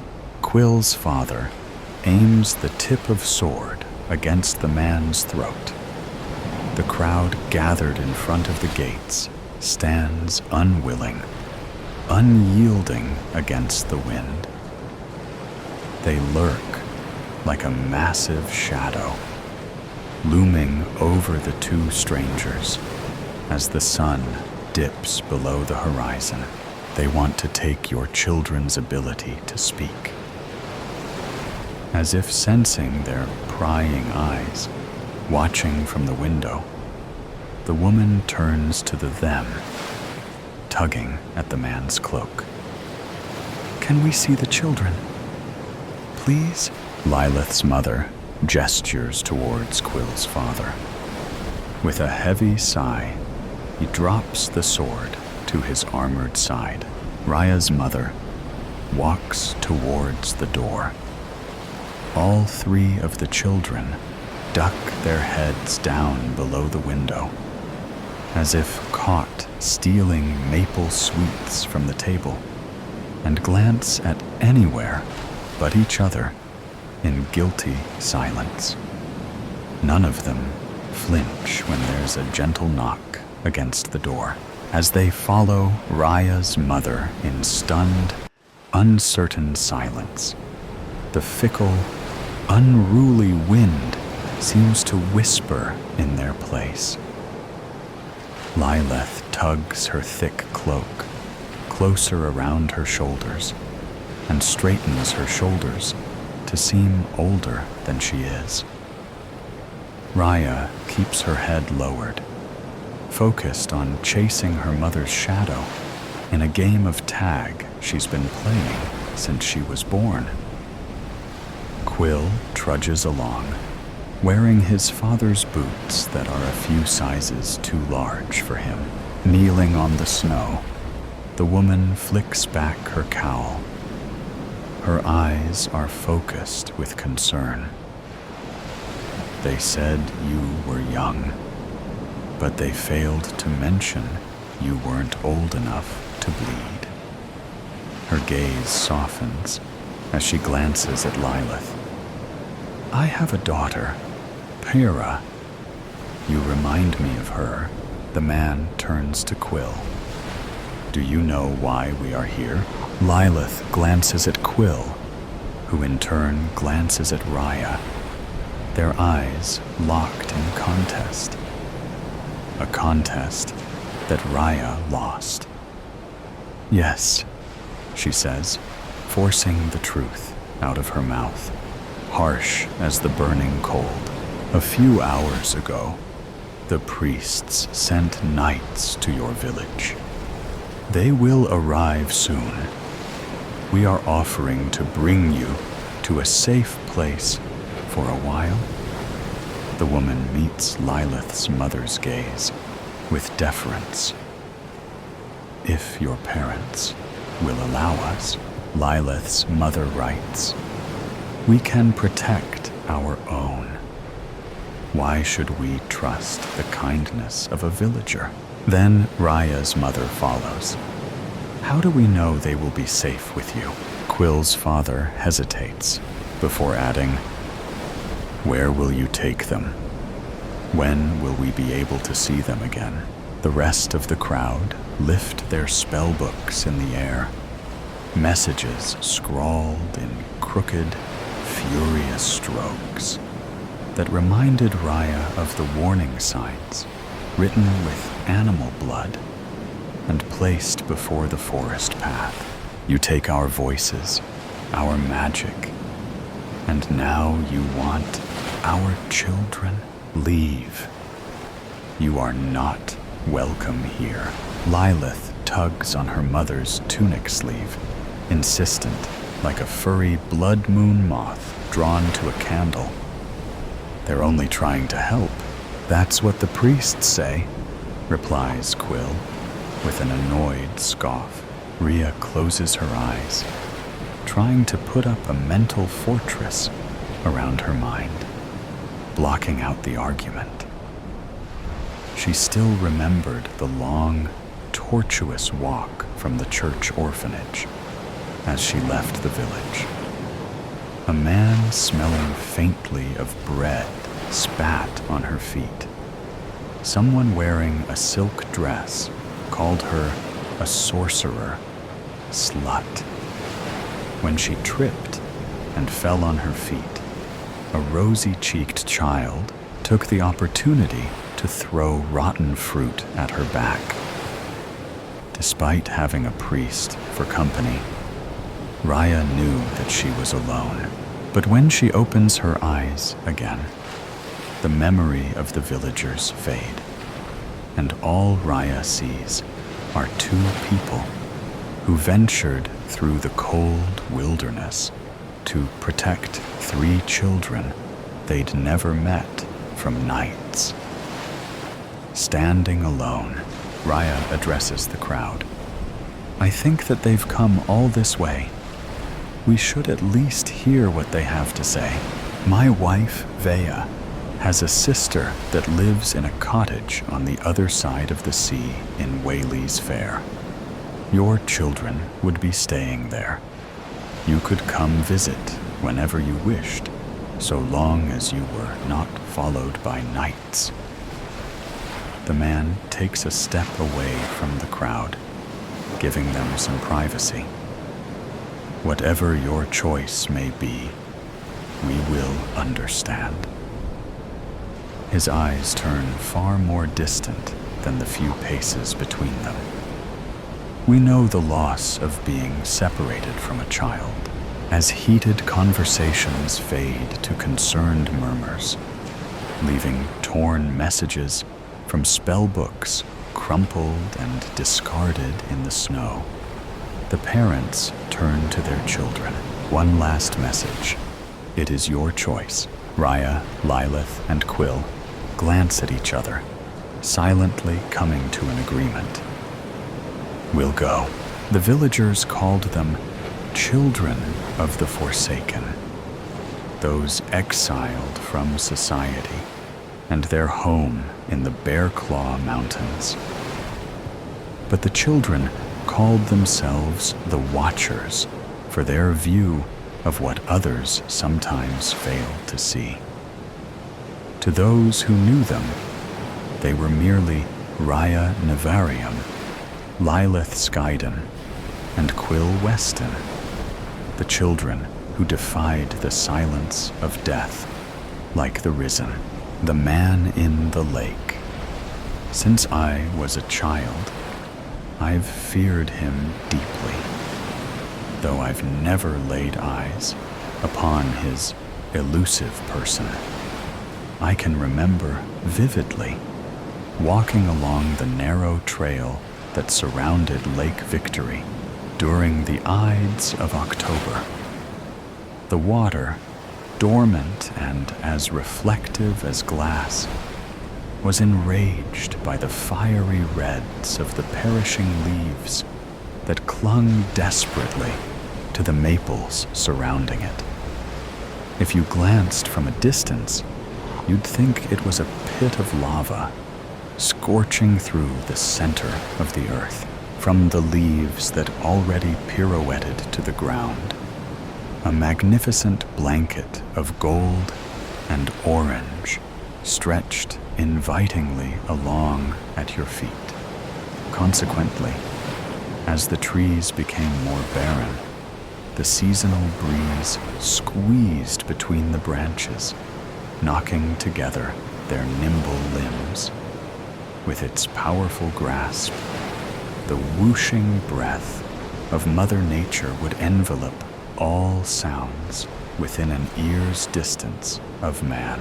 This type of silence was cathartic. If you closed your eyes, you could become coalesced with its gentle movement, as a spider web would become accessorized against the unbeknownst skin. The random assortment of sounds stemming from birds, the splashing of fish, an acorn falling from the tree, the ominous sounds of swaying, narrow trees like a rusted seesaw, or the mercurial patter of rain echoing against the wilted leaves, producing a light bass that was rhythmically harmonious to the ear. My grandfather always mentioned this man was always present, but you had to search persistently without fear or a cluttered mind. There was always talk of a dock, though the far side of the lake was unrecognizable from the conception, with its bends and curves to and from sight. He always said, not many find this man in Lake Victory, that it takes a special kind of person to gain his trust. The man was full of wisdom, distinguished, and had the ultimate answer to life's enigmas, he claimed.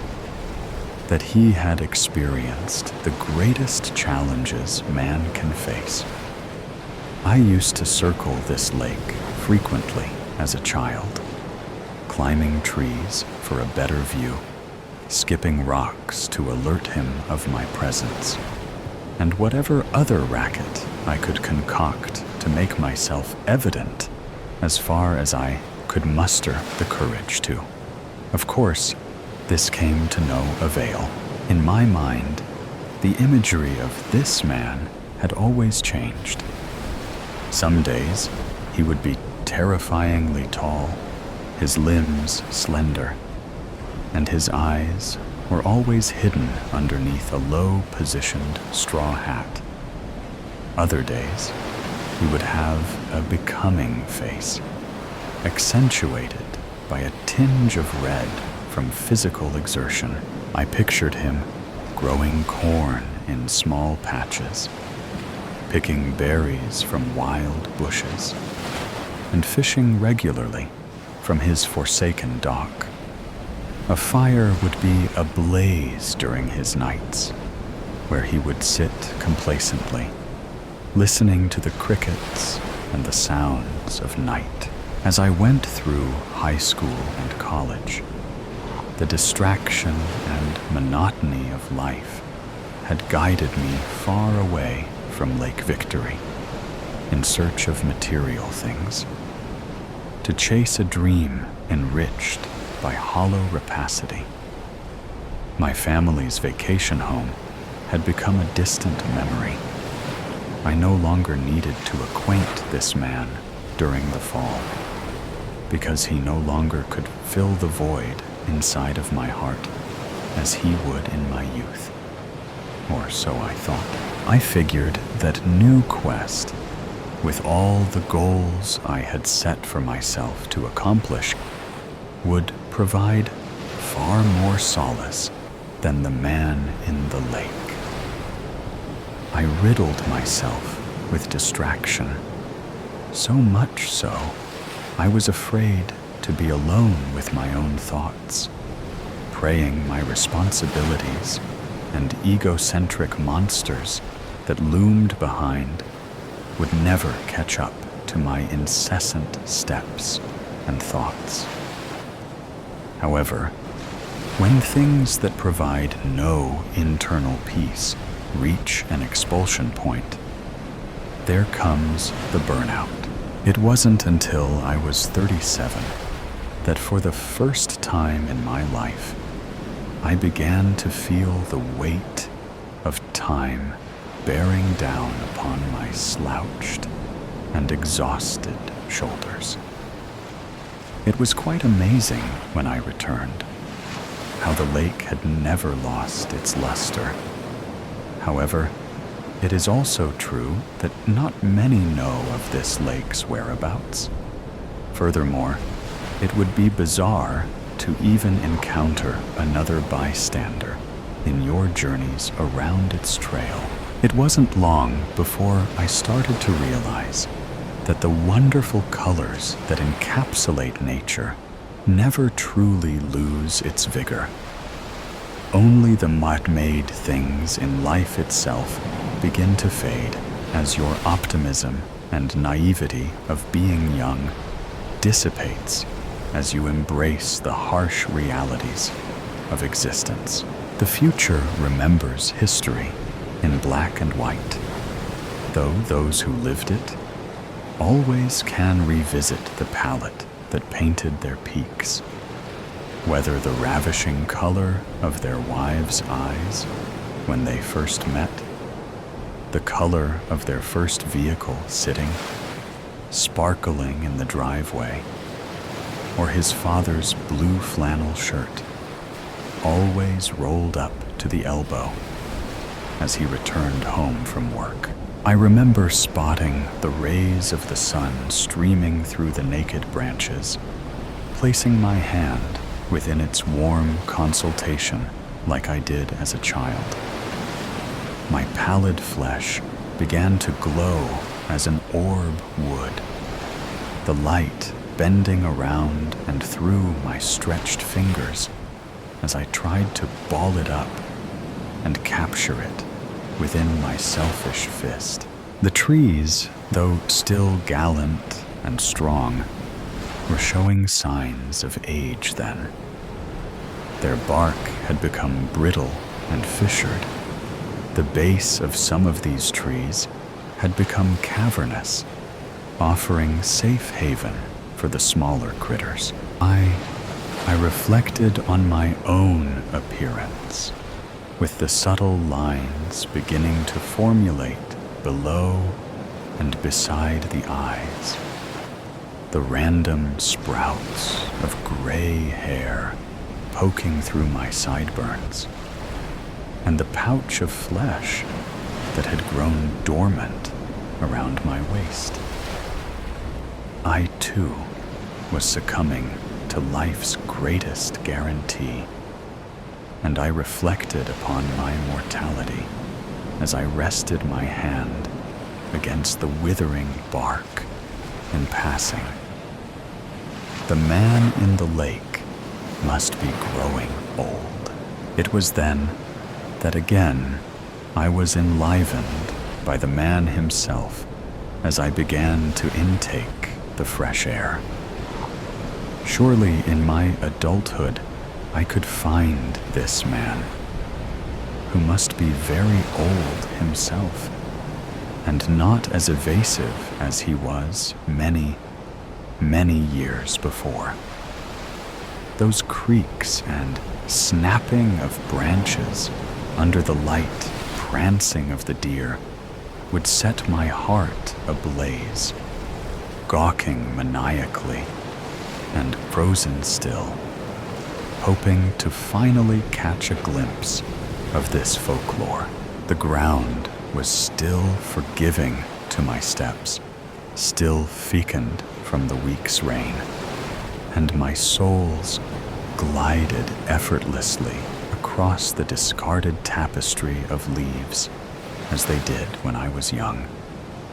And through certain partitions between the blinding trees, you could catch a swooping heron, the elongated neck saintly patience and aloof demeanor, awaiting the perfect moment to spear its beak into unsuspecting prey, just as they had in early summers. I remember the trail was as underutilized as ever at 37, stumbling atop exposed roots and stubbing my toe against jagged rock.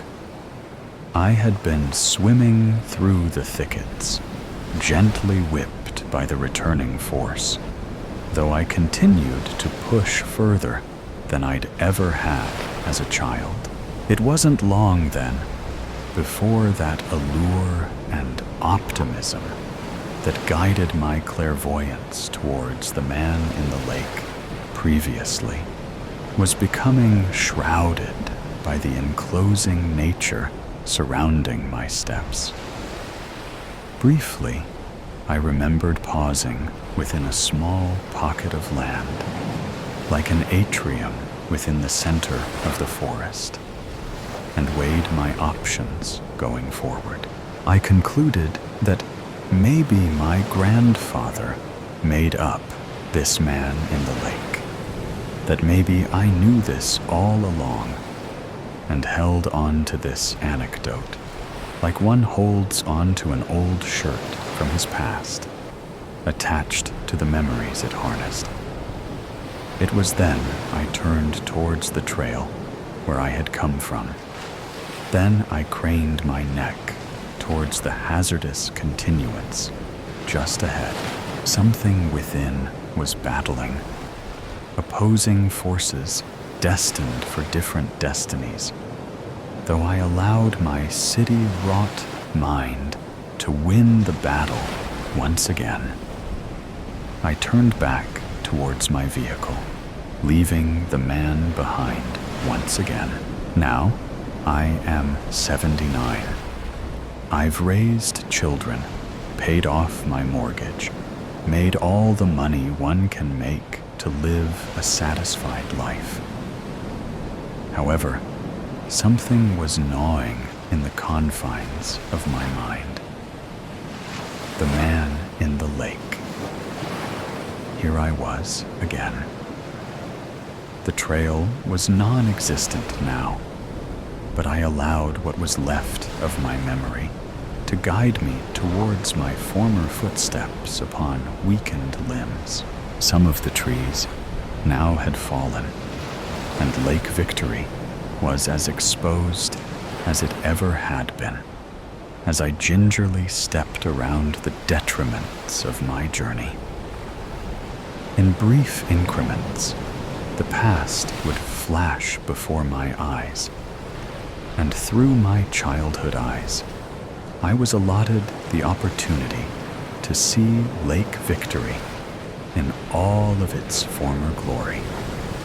My breathing was heavy, my hands calloused as I tightly grasped my walking stick.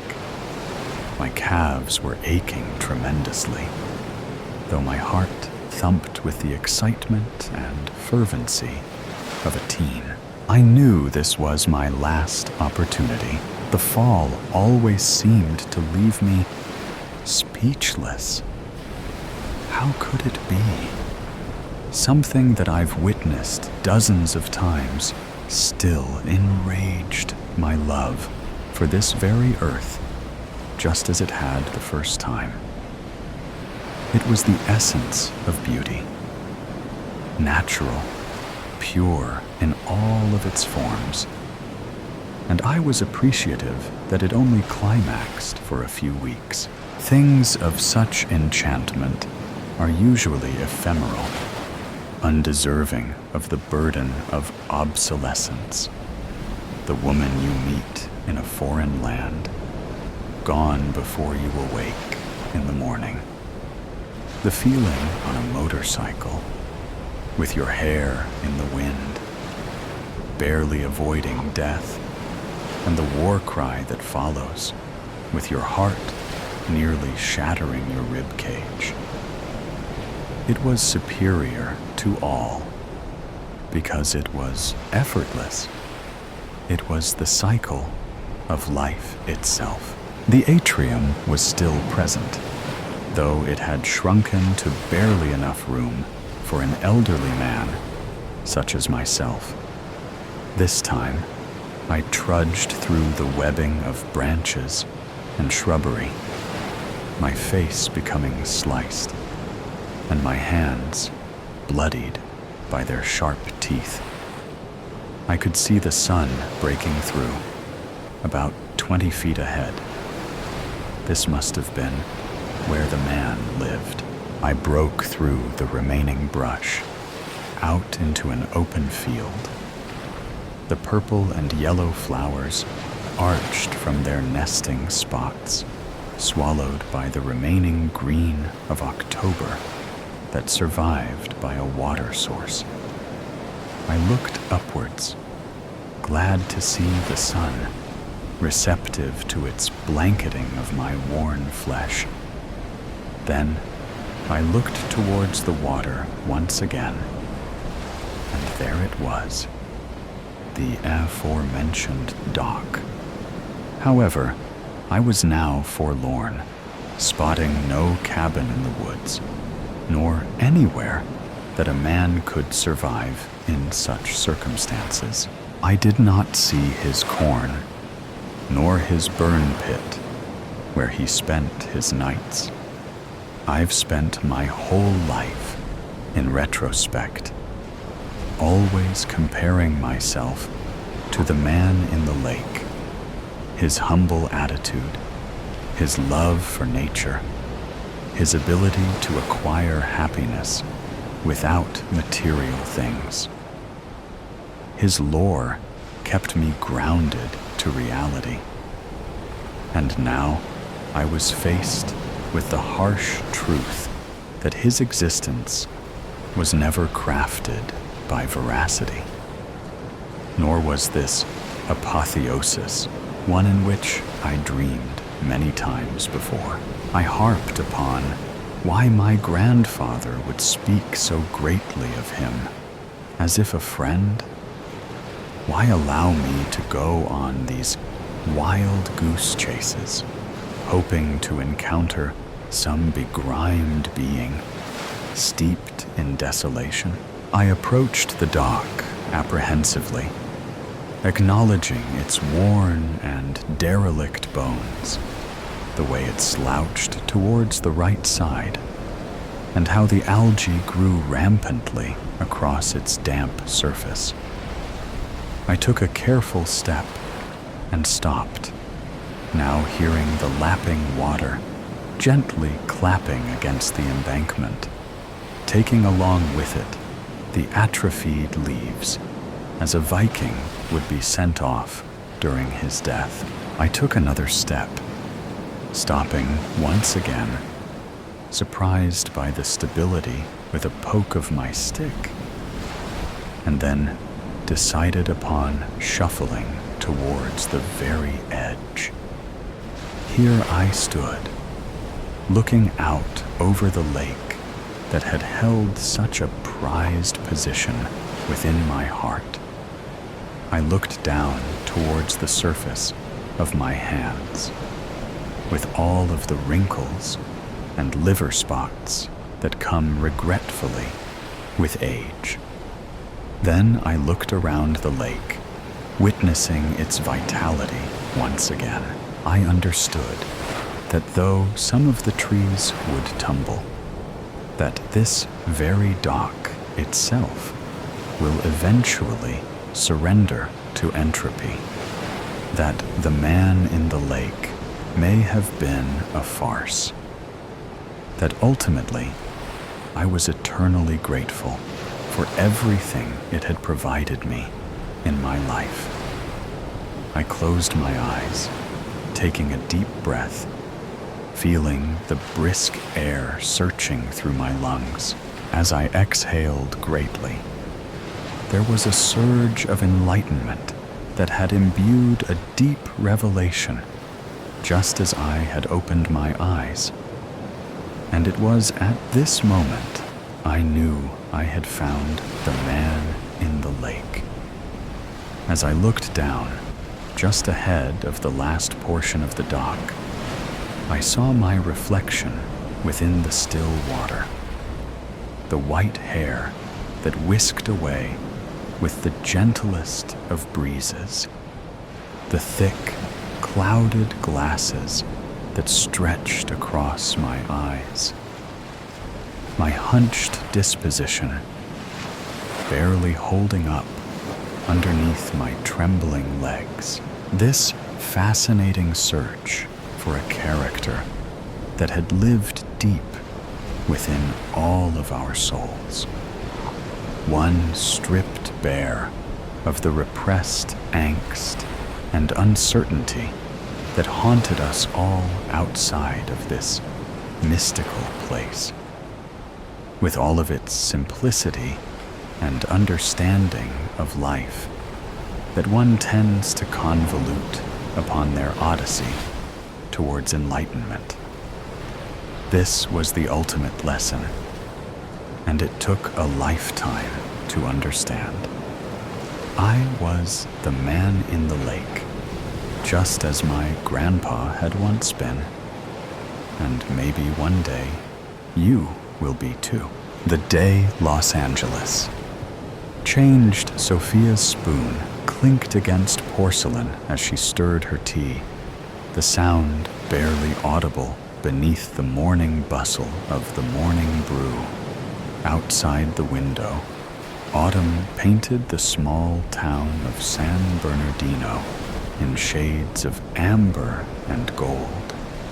So different from Los Angeles, where even fall seemed reluctant to interrupt the city's relentless energy. "You're stirring that tea to death," her mother observed, eyes crinkling with gentle humor. "Still not sleeping well?" Sophia looked up, caught in the act. Serenity Williams had always possessed an uncanny ability to read her daughter, even as cancer steadily claimed her strength. Today was a good day. Her mother sat upright without assistance, her silver-streaked hair neatly combed, her smile warm despite the hollowness in her cheeks. "Claire's having nightmares again," Sophia admitted. "And Mark's firm is restructuring, which means longer hours. I'm not sure this was the right time to visit, even for a weekend." Serenity reached across the table, her hand light but steady as it covered Sophia's. "There's never a perfect time for anything important. You're here now. That's what matters." The cafe hummed around them, baristas calling out orders, the espresso machine hissing, customers tapping away at their laptops or scrolling through their phones. On a wall-mounted television, the morning news rolled through its predictable cycle. Political tensions, economic forecasts, celebrity gossip. The scent of fresh coffee and baked goods wrapped around them like a familiar blanket. "Tell me more about Claire's school play," Serenity prompted, taking a careful sip from her cup. "You said she landed the lead role?" Sophia's face brightened. "She's playing Dorothy in The Wizard of Oz. You should see her practicing Somewhere Over the Rainbow around the house. Mark recorded her last rehearsal. I can show you." Her words trailed off as the cafe's television caught her attention. The news had switched to a traffic helicopter shot over Los Angeles. A routine segment showing the morning gridlock. The reporter's voice carried over footage of the 405 freeway, mentioning construction delays near Westwood, where Mark worked. Expect those delays to continue through the afternoon rush hour. Alternative routes are advised for. The screen flashed white. For a fraction of a second, Sophia thought it was a technical glitch. Then the blinding light resolved into something else, as two massive fireballs erupted over the Los Angeles skyline, twin terrifying mushroom clouds climbing into the atmosphere. The helicopter camera jolted violently, the image spinning as the reporter's voice cut off mid-sentence, static. Then, blackness. The morning brew fell silent. Every conversation halted mid-word. Every movement suspended. For 3 long seconds, no one breathed. Sophia felt the world contract to a pinpoint. Sophia let slip a tiny gasp. Her coffee cup slipped from nerveless fingers, shattering against the floor. But she couldn't hear it. All she could see was that burning flower blossoming over her home, over Mark, over Claire. Sophia. Her mother's voice seemed to come from miles away. Sophia, look at me. Sophia couldn't move, couldn't blink. At a loss for words, her body had turned to stone while her mind screamed. Around them, the stunned silence fractured. Someone gasped. A man at the counter swore loudly. A barista fumbled for the remote control, frantically changing channels. Each station showed variations of the same nightmare: emergency broadcasts, confused anchors, footage of the explosion from different angles. What appears to be at least 2 nuclear detonations over Los Angeles. No official statement yet from authorities, advising all residents to shelter in place. Sophia's phone vibrated in her pocket. Her heart leapt. Mark? Claire? But when she pulled it out with trembling fingers, the screen displayed only an emergency alert.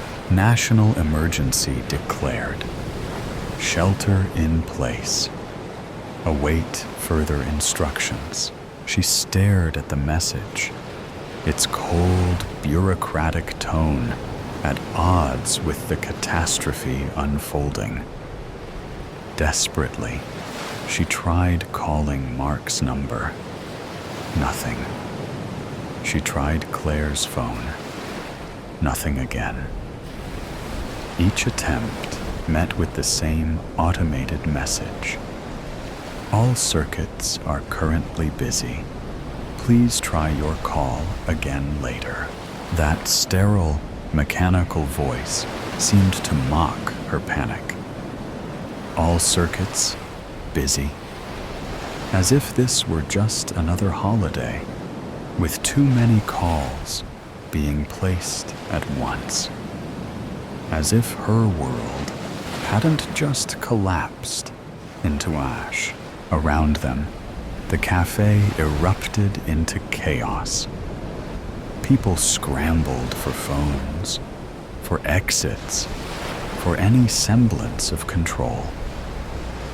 A businessman shouted into his dead cell about evacuations. A college student sobbed openly into her hands. The barista continued flipping channels frantically, as if one might suddenly offer reassurance. Is it just LA? Someone demanded. Are there other cities? My sister's in San Diego, a woman cried. She's not answering. The terrorists might have finally developed a nuke. No, it's gotta be an accident. Nuclear war, man. The Chinese, the Russians. Outside, ancient, long disused air raid sirens began to wail. Through the window, Sophia could see people rushing down the sidewalks, some toward their cars, others seemingly without direction. A police cruiser sped past, lights flashing. Sophia's thoughts whirled like debris in a tornado. Mark and Claire. 12 miles from downtown Los Angeles. Was that close enough to the blasts? Had Mark gotten to Claire's school in time? Were they trying to leave the city or shelter in place?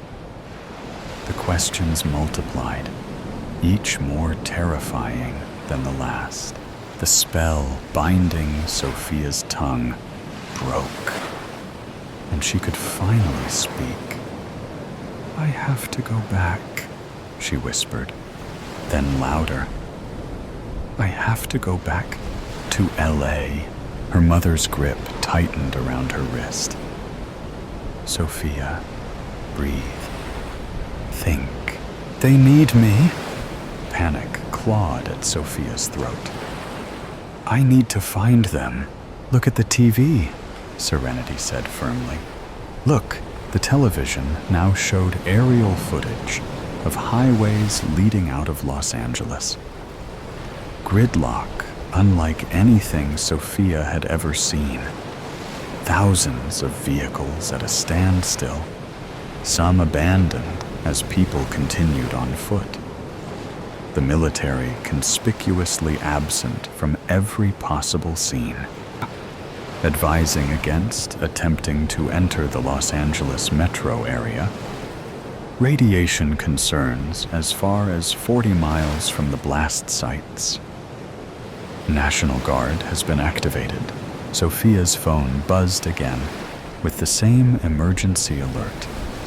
National emergency declared. Shelter in place. Await further instructions. "I can't just sit here," Sophia hissed, tears finally breaking through her shock. "Mom, I can't." Serenity pulled herself up straighter, summoning strength that shouldn't have been possible in her frail body. When she spoke, her voice cut through the cafe's panic with surprising authority. "Listen to me, Sophia Ayala Williams. Your fear wants you to run, but running blind is how people get killed in disasters." She took Sophia's trembling hands in hers. "Breathe first, think second, act third. You taught Claire that, remember? When she gets overwhelmed, the mention of her daughter's name sent fresh pain through Sophia's chest. But she forced herself to inhale deeply. Once, twice. Her mother's eyes held hers, anchoring her to the moment. "Mark is smart," Serenity continued. "He knows to get Claire somewhere safe. He knows you're here with me. You charging into a nuclear disaster zone helps no one. But what if? No what ifs yet. Facts first. What do we know?" Despite herself, Sophia felt her analytical mind begin to engage.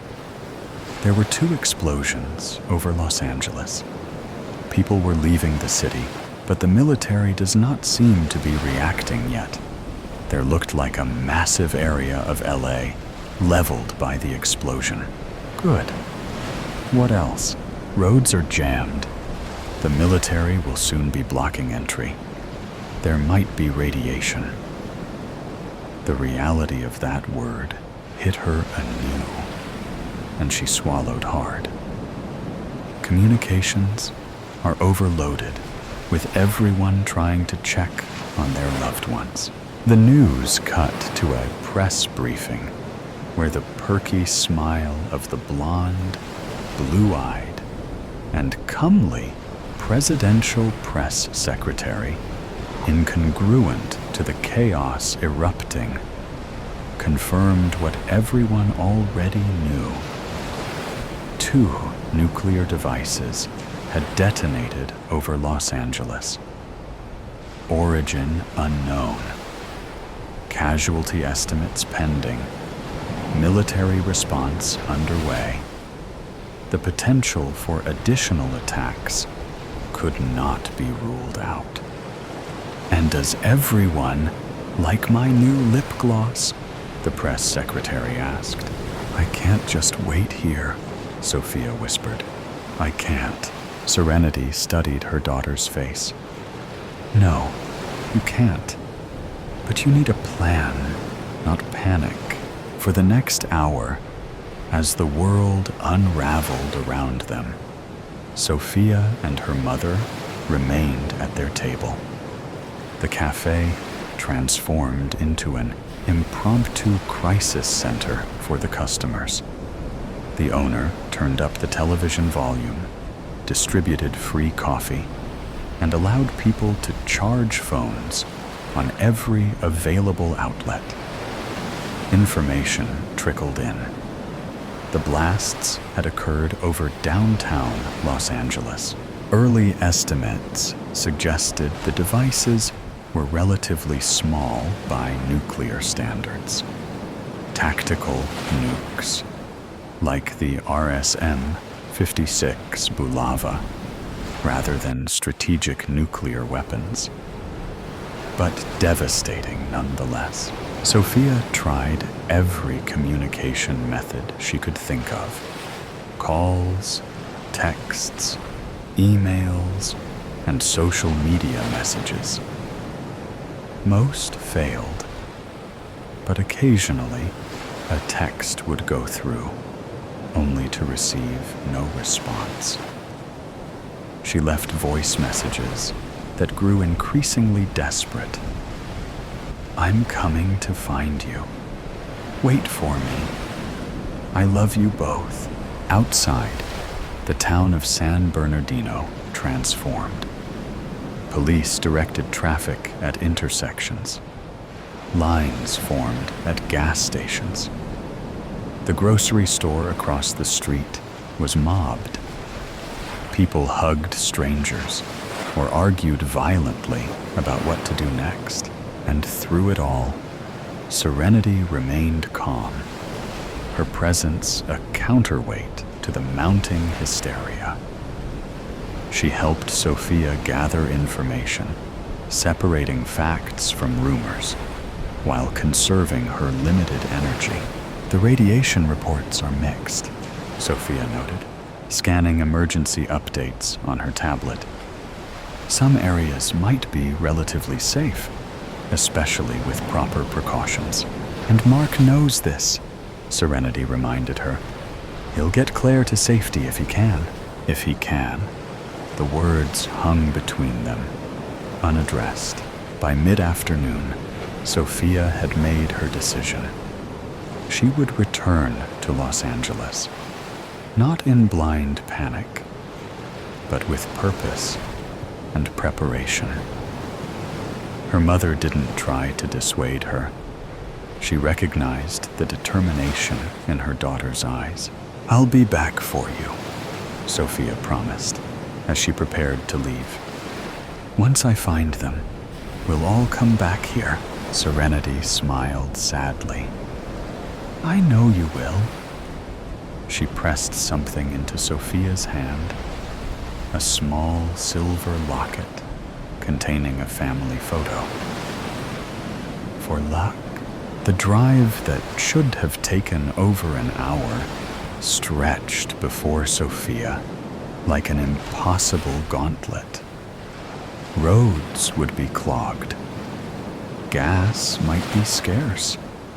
And at the end waited either reunion or devastation.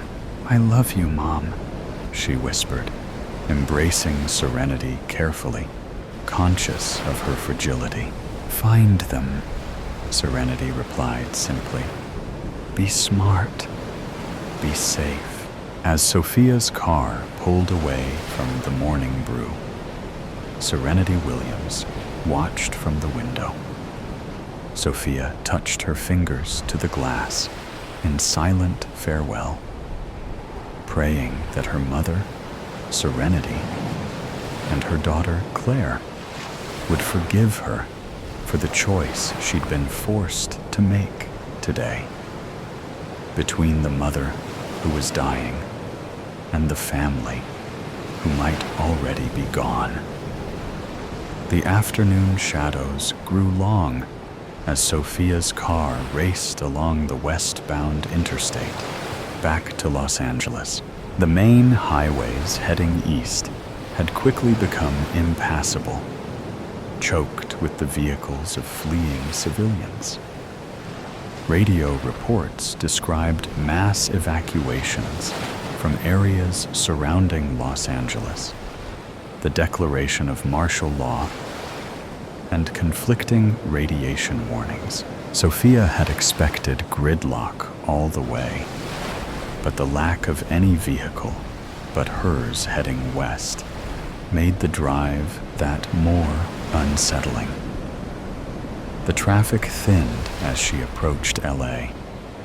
The further she drove, the emptier the roads became. She was alone on the freeway. A surreal experience on roadways normally congested at all hours. The emptiness carried its own warning.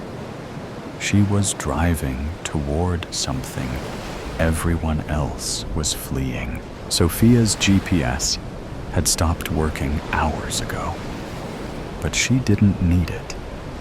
15 years in Los Angeles had etched these routes into her memory.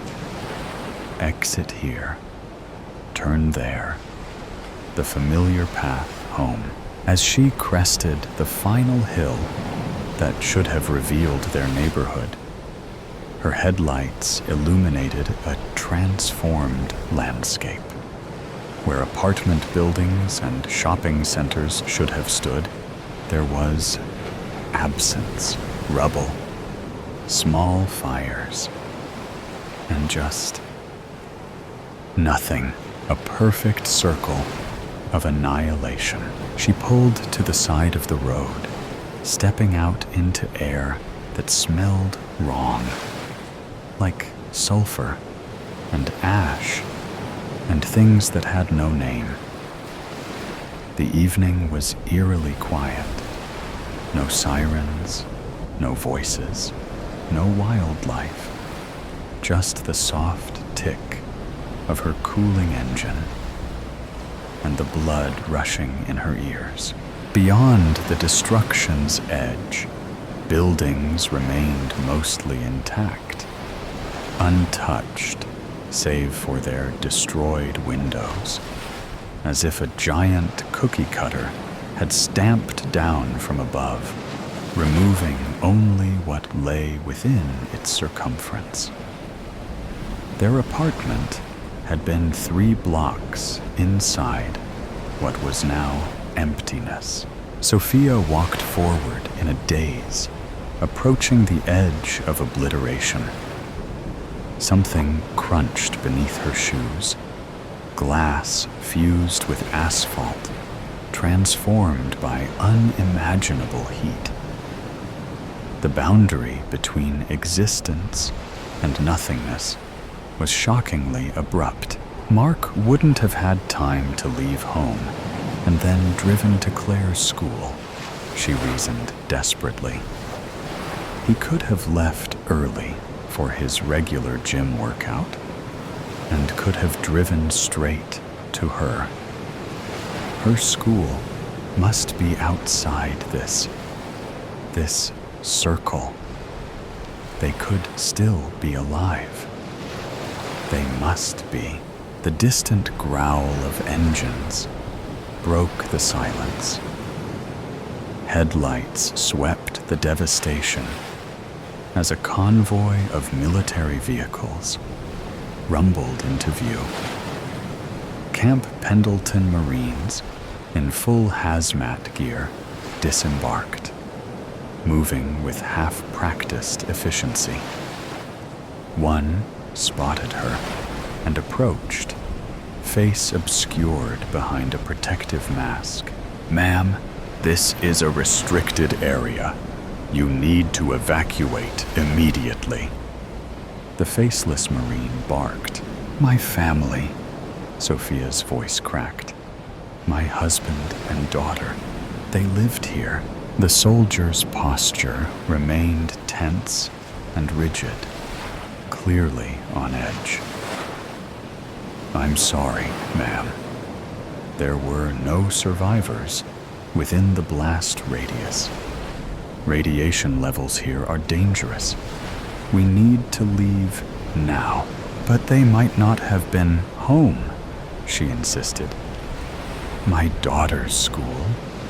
It must be outside the blast radius. My husband might have—" "Ma'am?"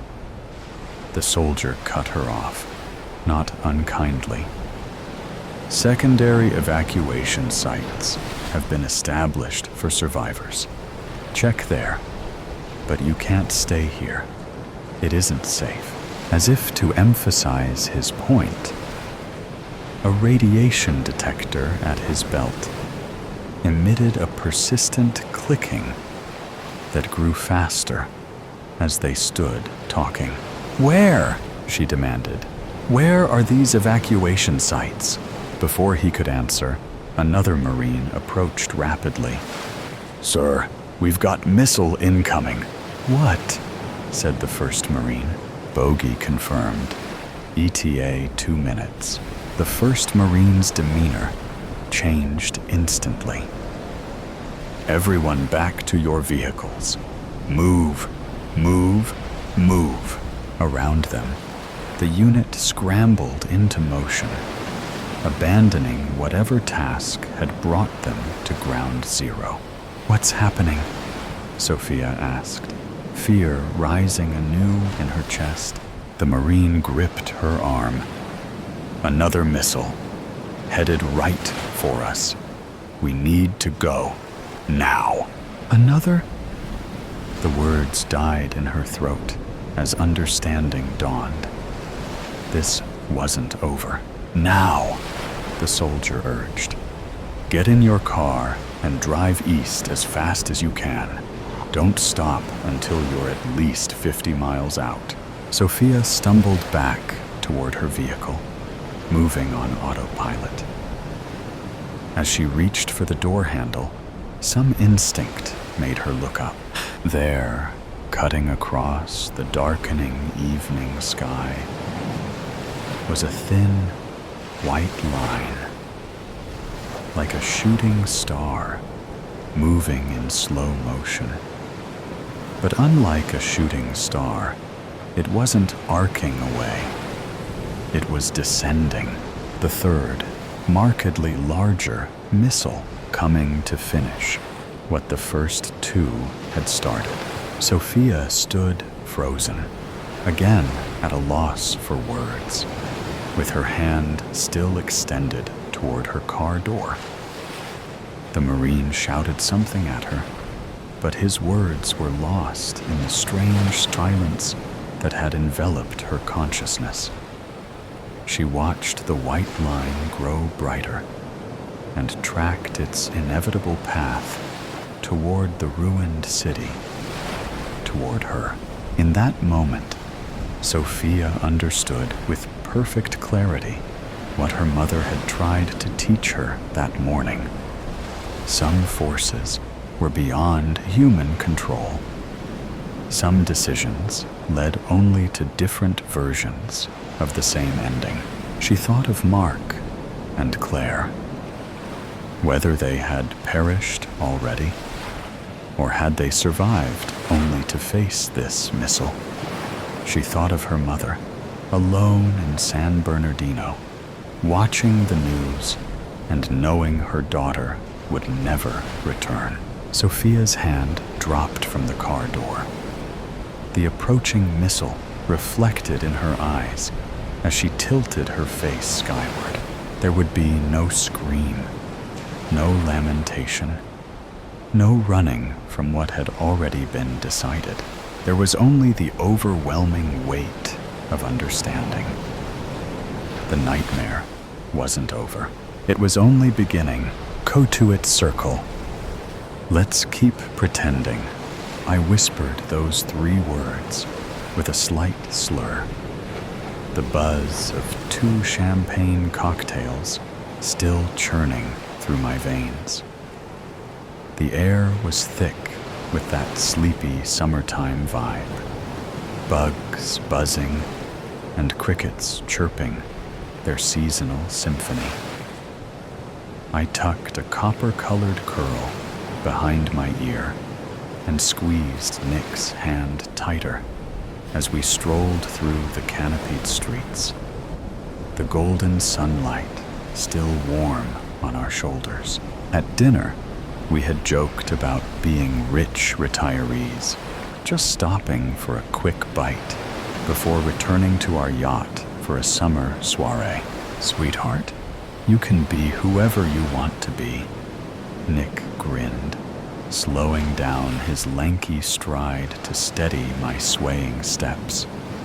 In fact, I have a surprise for you. Follow me. We interlaced our fingers and ascended the hill towards Cotuit Circle.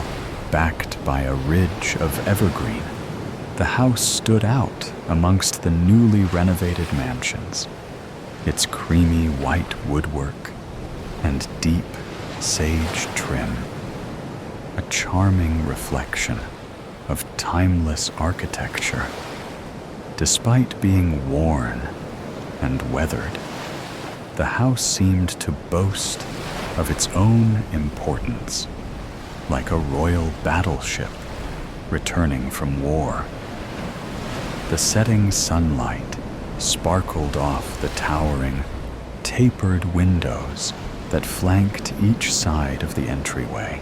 Fragrant honeysuckle climbed the porch railings in intricate swirls, weaving in, out, and around each delicately carved post.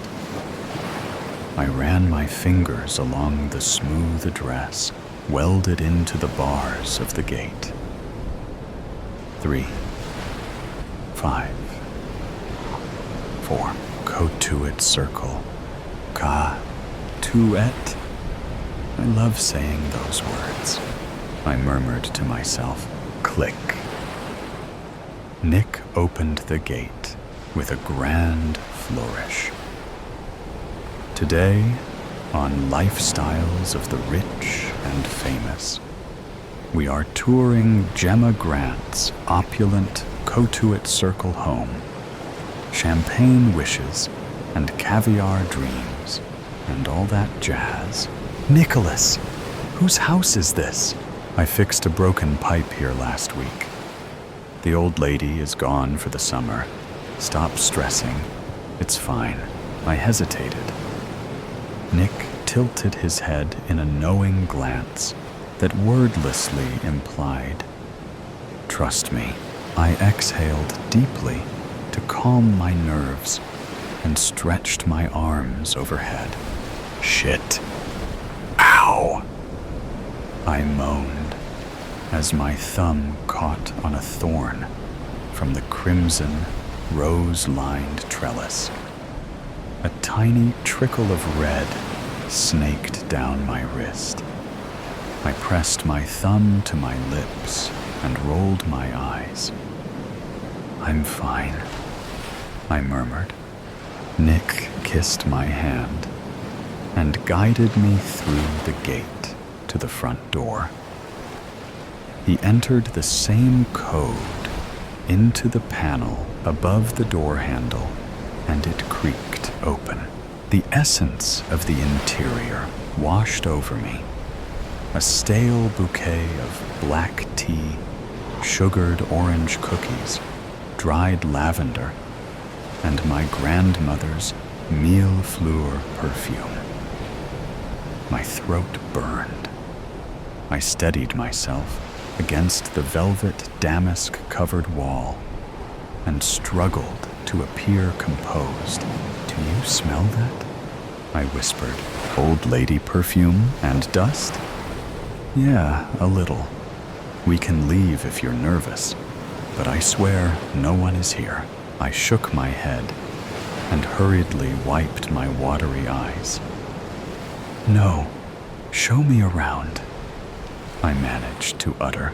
The house oozed opulence. Thick, ruby-red rugs with dizzying geometric patterns covered the chestnut wood floors. Centered in the middle of the entryway was a grand staircase that spiraled up to the second-story landing. Ornate sconces and buttery yellow candles marked the walls. I ran my hand along the carved banister and watched the closing streaks of golden sunlight glitter down through the narrow windows. The central parlor overflowed with collectibles, built-in bookcases full of gold leaf books, decorative lamps, and miniature figurines. Shadows danced along the walls in a forlorn choreography. But despite the soaring high ceilings, the interior appeared to be suffocating itself. There was no room to breathe. "Jem, look, your favorite." Nick appeared completely unaware of the existential crisis brewing inside me as he placed the needle on a vintage Victrola and sauntered toward me. Billie Holiday's voice filled the room. "I'll be seeing you in all the old familiar places." I wrapped my arms around Nick's neck, laid my head on his chest, and tried to ignore my rising apprehension. Tick, tick, tick. The second hand on the grandfather clock marked the rhythm of our movement. "I am so pleased you've arrived," a voice rang out as the record player screeched to a stop. I froze. The known voice resonated deep within me. A gaunt, withered hand delicately placed the record needle to the side. The woman's frail body was stooped over like a wilting blossom. Spotted skin stretched tightly over her bones like sheer sheets of tissue paper. "Mrs. Danforth, I am so sorry. My wife has always wanted to tour one of the Cotuit Circle homes, and I knew she'd especially love to see yours. We didn't mean to intrude. We're going."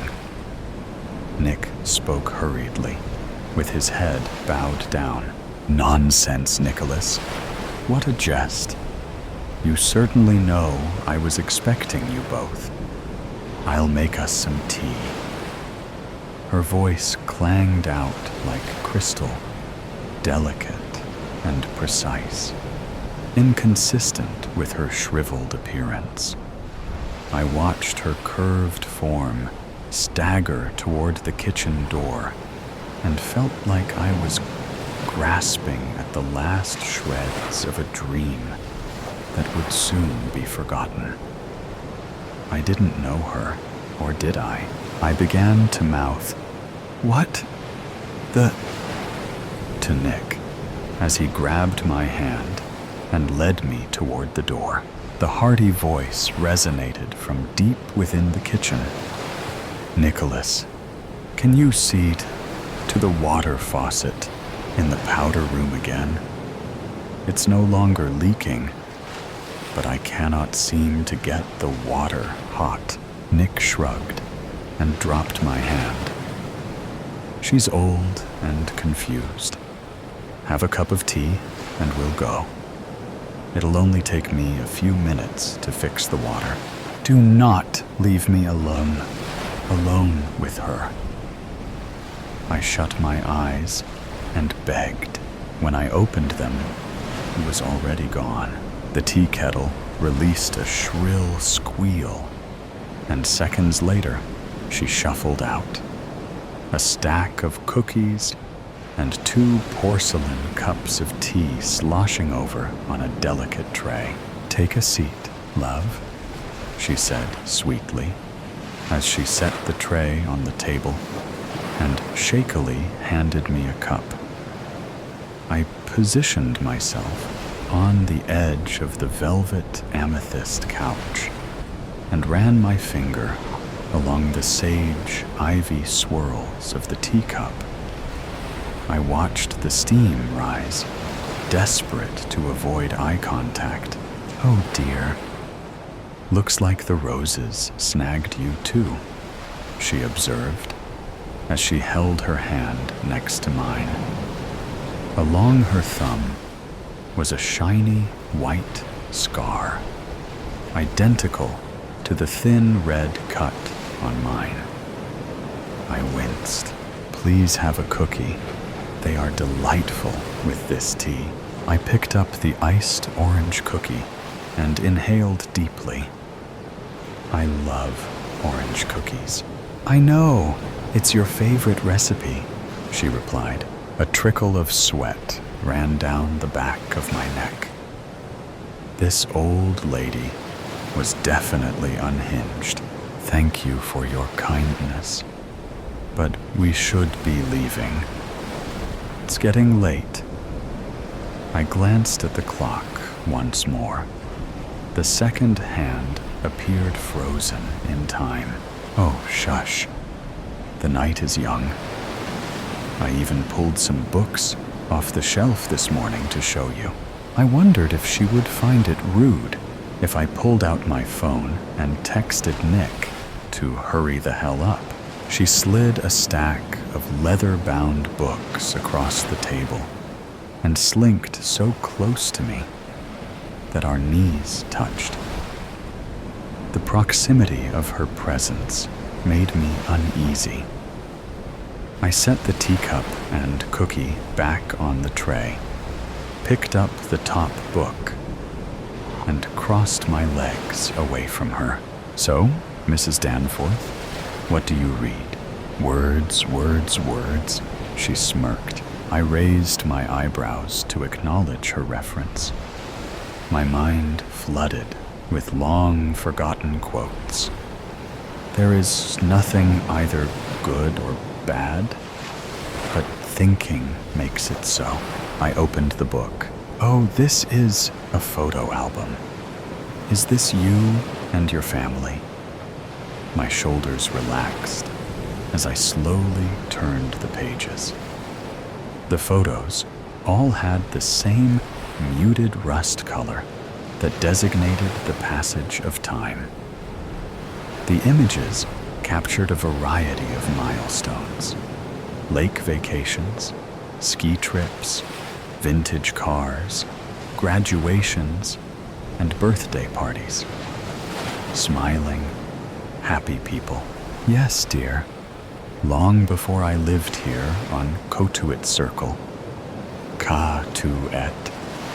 I love saying those words, she mused. Her unnerving remark made me shiver. I set the album on the table and stood to find Nick, but something caught my eye. The album opened to an entire page of a little girl in lavender-striped pajamas, copper-colored curls. I leaned down and flipped the pages faster and faster. The little girl appeared everywhere. Her first day of school, the day she got her ears pierced, the time she fell out of a tree, and fractured her wrist. The little girl was me. The saccharine voice soured into a hoarse whisper. Let's keep pretending. To the person who buys my house. Months ago, I uprooted my entire life and moved across the country with very little plan. My wife left me out of the blue. With no tether, I cashed out my 401k and threw caution to the wind. I drove until I saw snow before deciding to try out the small town life. After nailing down a full-time job and growing tired of life in the town's only hotel, I reached out to a realtor and asked her to show me the house that's been on the market the longest. A fixer-upper was just what I needed. The realtor didn't have much information on the home outside of the basics, but I was sold as soon as I saw it. 3 stories, isolated deep in the woods. What more could a man looking to start over with a project ask for? After closing, I was given a fill folder containing all the important information. With all the standard documents was a handwritten letter from the previous homeowner. The contents of the letter have me questioning if I made the right choice, but I've never been one to turn down a challenge. I have typed the contents of the letter below. To the person who buys my house, congratulations on the purchase of your new home. Or perhaps, should I say, you're welcome for your new home. I can only imagine what type of person you may be. A first-time home buyer? A newlywed couple just starting out? A growing family looking for more space? A retiree longing to be away from the hustle and bustle of the city? Or even just an investor looking for rental properties? The possibilities are endless, but no less exciting. Just as exciting as when my late husband and I first purchased the property so many years ago. The tree covering so far off the main road made such a serene setting. We just couldn't picture ourselves living anywhere else. However, all things must come to an end. Such is life. I'm not as young as I once was. My children worried for me out here all alone. Or so they say.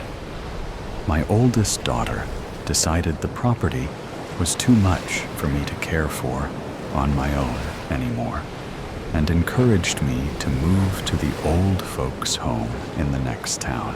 As loath as I was to leave the home we spent such wonderful years in, I could no longer argue with her. The upkeep was getting to be a little much for these old bones. I agreed on one condition, that the home not be put up for sale until my death. So, if you are receiving this letter, I have shuffled off this mortal coil. That also means that the house has most likely sat vacant for some time. In that case, there are a few matters of housekeeping you should be aware of. As you may have noticed when you viewed the property, the house is quite the old gal. Her 3 stories stand tall and formidable in the dense forest surrounding it. Though the trees tower over her, she will not be cowed.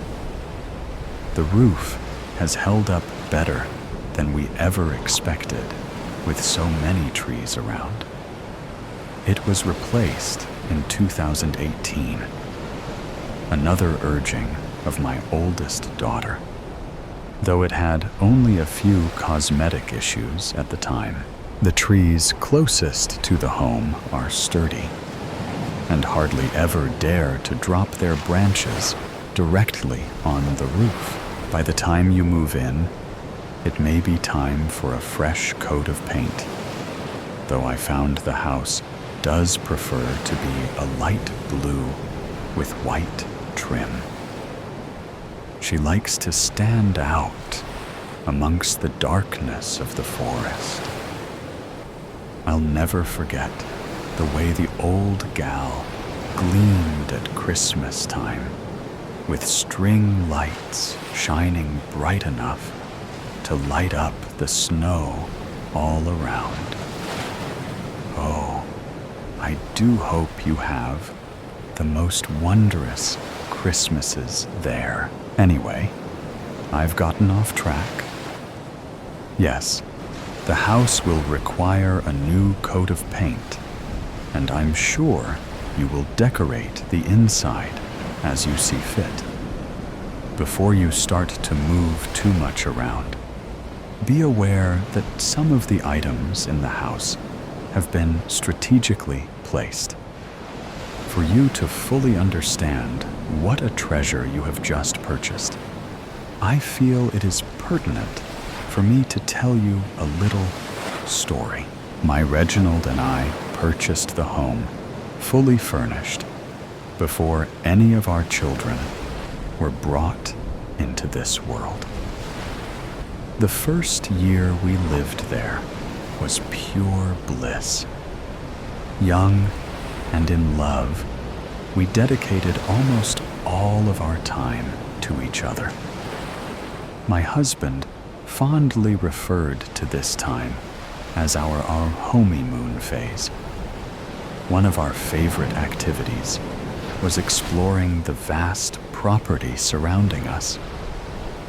When the weather did not permit roaming, we explored the home itself. Though from the outside, it appears as any manor in the woods would, inside is much to be discovered. During that first year, we enjoyed the convenience of it being fully furnished and move-in ready. But over time, I yearned to decorate, to make the space my own. Reginald, ever the obedient husband, humored me. We started by taking down every painting that hung on the walls, deciding which to keep, which to sell away, and which to simply move to a different area. That is when the first odd discovery was made. Behind a great many of the paintings, there were holes, right in the plaster walls. Some appeared to be methodically cut in perfect squares. Others, as though a fist was punched straight through it. We, of course, decided that those would eventually be covered back up. I piled the painting up in the drawing room and set about cleaning the walls. By the end of the day, I had yet to decide on what exactly to do with them. So I let them lie and went to bed. In the morning, however, they were all hung perfectly back in their spots, as if all my work had never happened. For days, I assumed Reginald had done it, and he assumed I had. We ultimately didn't speak of it until it was too late. When my Reginald started back to work as supervisor of the factory in town, I resumed my endeavor to make the home feel like it was mine. I hated the big rugs scattered all around the place. I've always preferred a nice hardwood floor. No need for carpets that hold all the dirt and hair that's dragged in. The furniture was easy enough to move out of my way, and the rugs all rolled up nicely. I was mighty proud of my hard work until I got a good look at the wood. Large, dark, discolored splotches marred what should have been beautiful hardwood hiding under those ghastly rugs, which I'm sure you've seen. Unfortunately, much like the paintings, the rugs remained. I'd go into more detail, but some of the full truths have been lost to time. But I will tell you, be careful what you look behind or under. Though the house allowed me to dust and paint and add decor as my heart desired, it did not allow me to leave any of its secret spots uncovered. Behind dressers, cabinets, doors, paintings, mirrors, and under couches, chairs, and beds, the house hides. After the first year, I gave up trying to rearrange and became content with adding a few of my own touches here and there. I think that once the house realized I'd stopped trying to change it so much, it settled down. For a while at least, we entered a time of peace again. But the monotony of loneliness began to get to me. Thankfully, we soon welcomed our oldest daughter. As soon as she arrived, the house awoke with laughter and joy. All hours of the night, she would giggle, and the house seemed to echo with it, those echoes long lingering even after she fell asleep. As we welcomed more children, it seemed that no matter how much we tied, the house remained scattered with toys. It was as if I'd turn my back and they'd all jump right off the shelf and resume their places on the floor. The never-ending chore of putting away made me weary to my bones. In a stroke of wisdom, my Reginald decided one summer to send the children to my mother's for a week.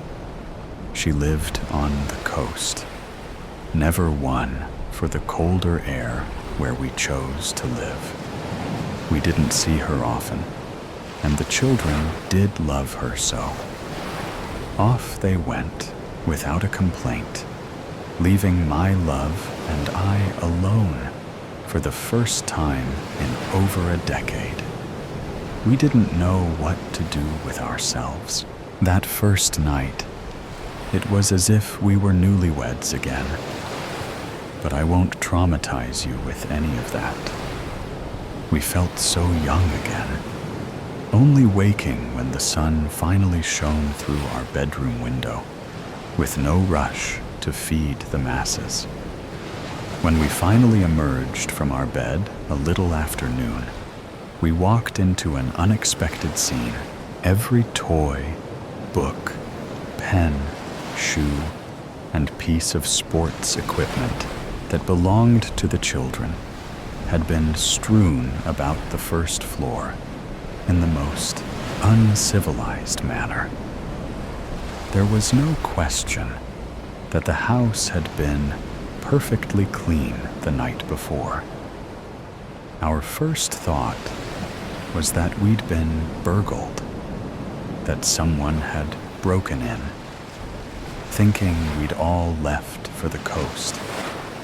The only problem is, we told no one the children were leaving, and we had no neighbors to have noticed their departure. Regardless, we checked for signs of forced entry on all the doors and windows. Finding nothing, we were forced to believe It was whatever force we had once felt in our home, agitated with us once more. As you've probably ascertained, the house is very particular.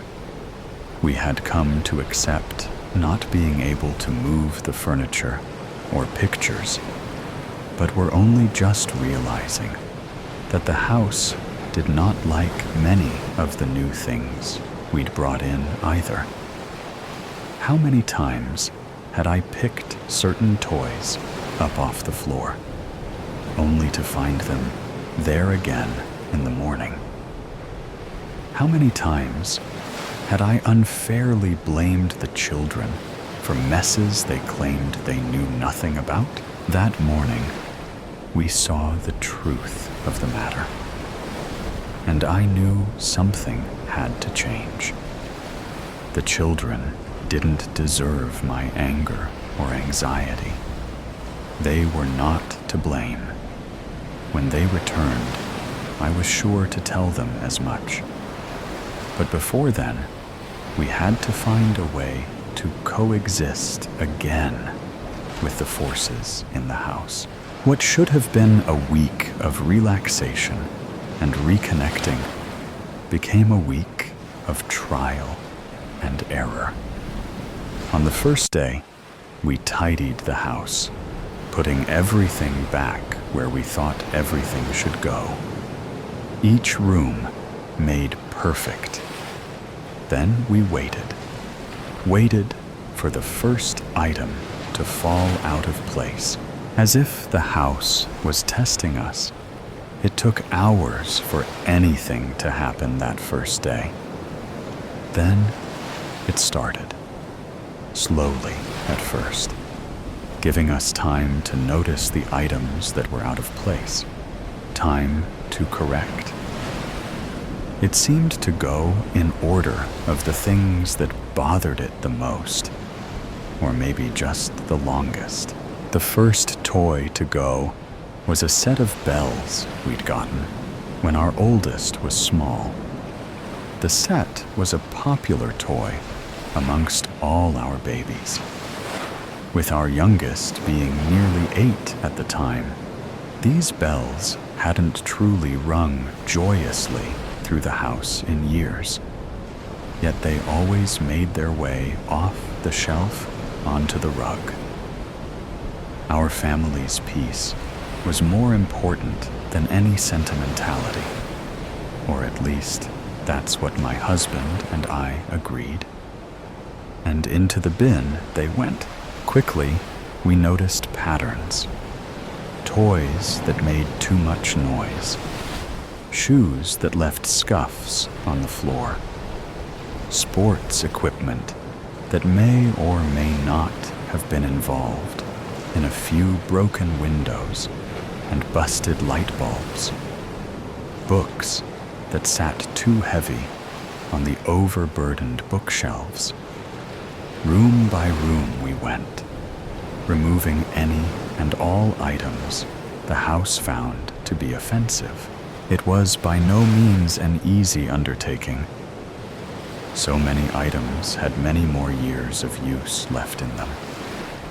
But knowing what I knew, I could no longer sacrifice my sanity for a few boxes full of possessions.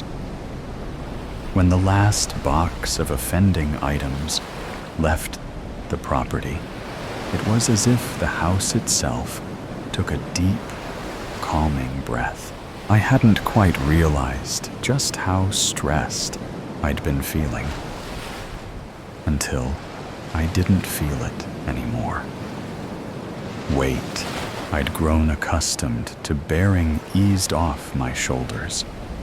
The air was lighter, the lights were brighter, and the house even seemed to smell better. Not that there was a noticeable bad smell before. Everything just felt better. That night, Reginald and I slept deeply for the first time in years, waking refreshed and ready for anything. I was ready for my children to come home. This week had been the longest we'd been apart since the youngest was born. I'd spent 2 weeks in the hospital that time, but that's neither here nor there. We had 2 more days before my mother would return them to us, sun-kissed and spoiled rotten in the best way. In those 2 days, I made time to sit quietly and listen to the house the way I used to when it was just Reginald and myself. Familiar creaks and groans greeted my ears. My senses were filled with the house. The smell of wood, water, earth, detergents, fabric, food, all seemed to swirl around me. For a long while, it was all just the normal feelings of home, of any home. Every house I'd ever lived in had the same smells and sounds.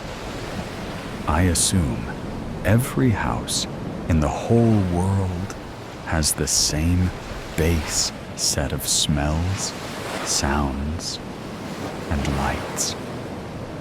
I knew there was something past that, though, here. So I waited. A few months back, I'd read a book on meditation, hoping to help lift some of the stress I'd been buried under. While I waited, I took a few quests from my readings.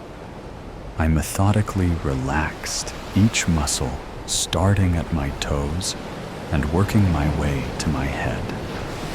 I felt each breath as it traveled in and out of my lungs.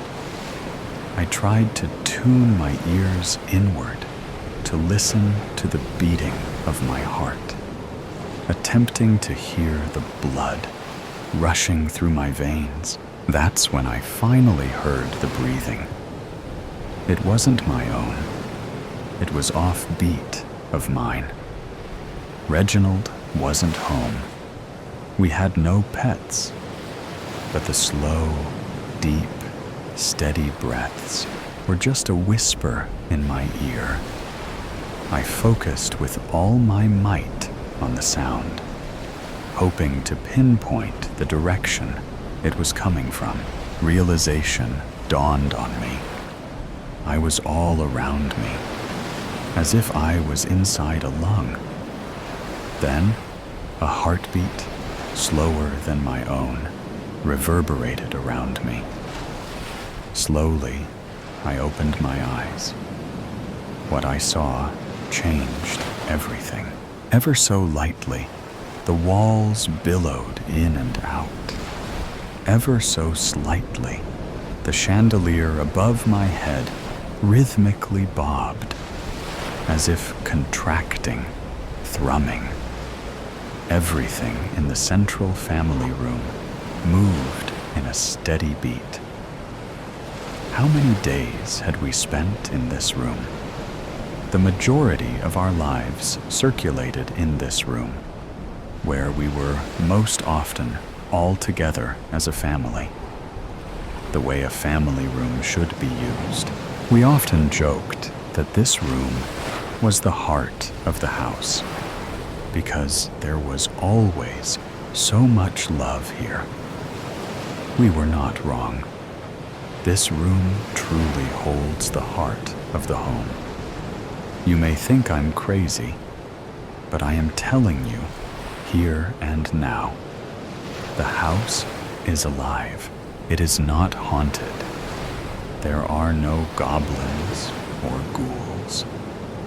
The house itself is a living, breathing being, a being that I have cared for, just as it has cared for me, for more years than I care to count. You see, my daughter never believed. She did not understand. When I finally agreed that I was too old to care for the house on my own. It was because the house told me so. Not her. I was growing too old to care for it. And in turn, it could no longer care for me. It needs someone younger, someone to breathe new life into it again. And if you care for it, it will care for you. When tended to properly, it will multiply your life and give you more than you can ever imagine. I do hope Carmen found the right person to take on the challenge. I pray the house does not miss us too terribly much. If you follow the rules, then it should grow to love you, too, I'm sure. With love, Cynthia. Rule 1. Don't move the furniture. Rule 2. Don't leave any holes uncovered. Rule 3. Don't make changes. Only fix things that break. Rule 4. Don't put anything on the mantle in the bedroom. Rule 5. Never throw balls inside. Rule 6. Never scream at your partner inside. On the grounds is fine. Rule 7. Always walk gently. Rule 8. Always lock the doors. Rule 9. Always listen to the house. Take care of it, and it will take care of you. I have lived in the house for a week now. What I thought to be the ramblings of a crazy old woman who wanted nothing more than to stay with her home have quickly become undeniable truths. On my second night, the house welcomed me in a way only it could have. I'm not sure if this makes me just as crazy as her, but I've vowed to care for this home as long as it cares for me. We're off to a great start, so today's story has come to an end. Or perhaps it never really ended. There are mysteries still there, questions still unanswered, and sometimes things that seem to only exist in stories can creep into reality in unexpected ways. Are you sure that when you turn off the sound, everything around you will still be normal as before? Or is there something watching you? Either way, always remember that these are just stories, or at least we want to believe that they are. If you like moments of suspense, tension, and breathlessness, don't forget to follow me so you don't miss the next stories. And next time, when you come back, make sure you are ready, because what awaits you may be even scarier than you thought. See you again if you still have the courage to continue listening.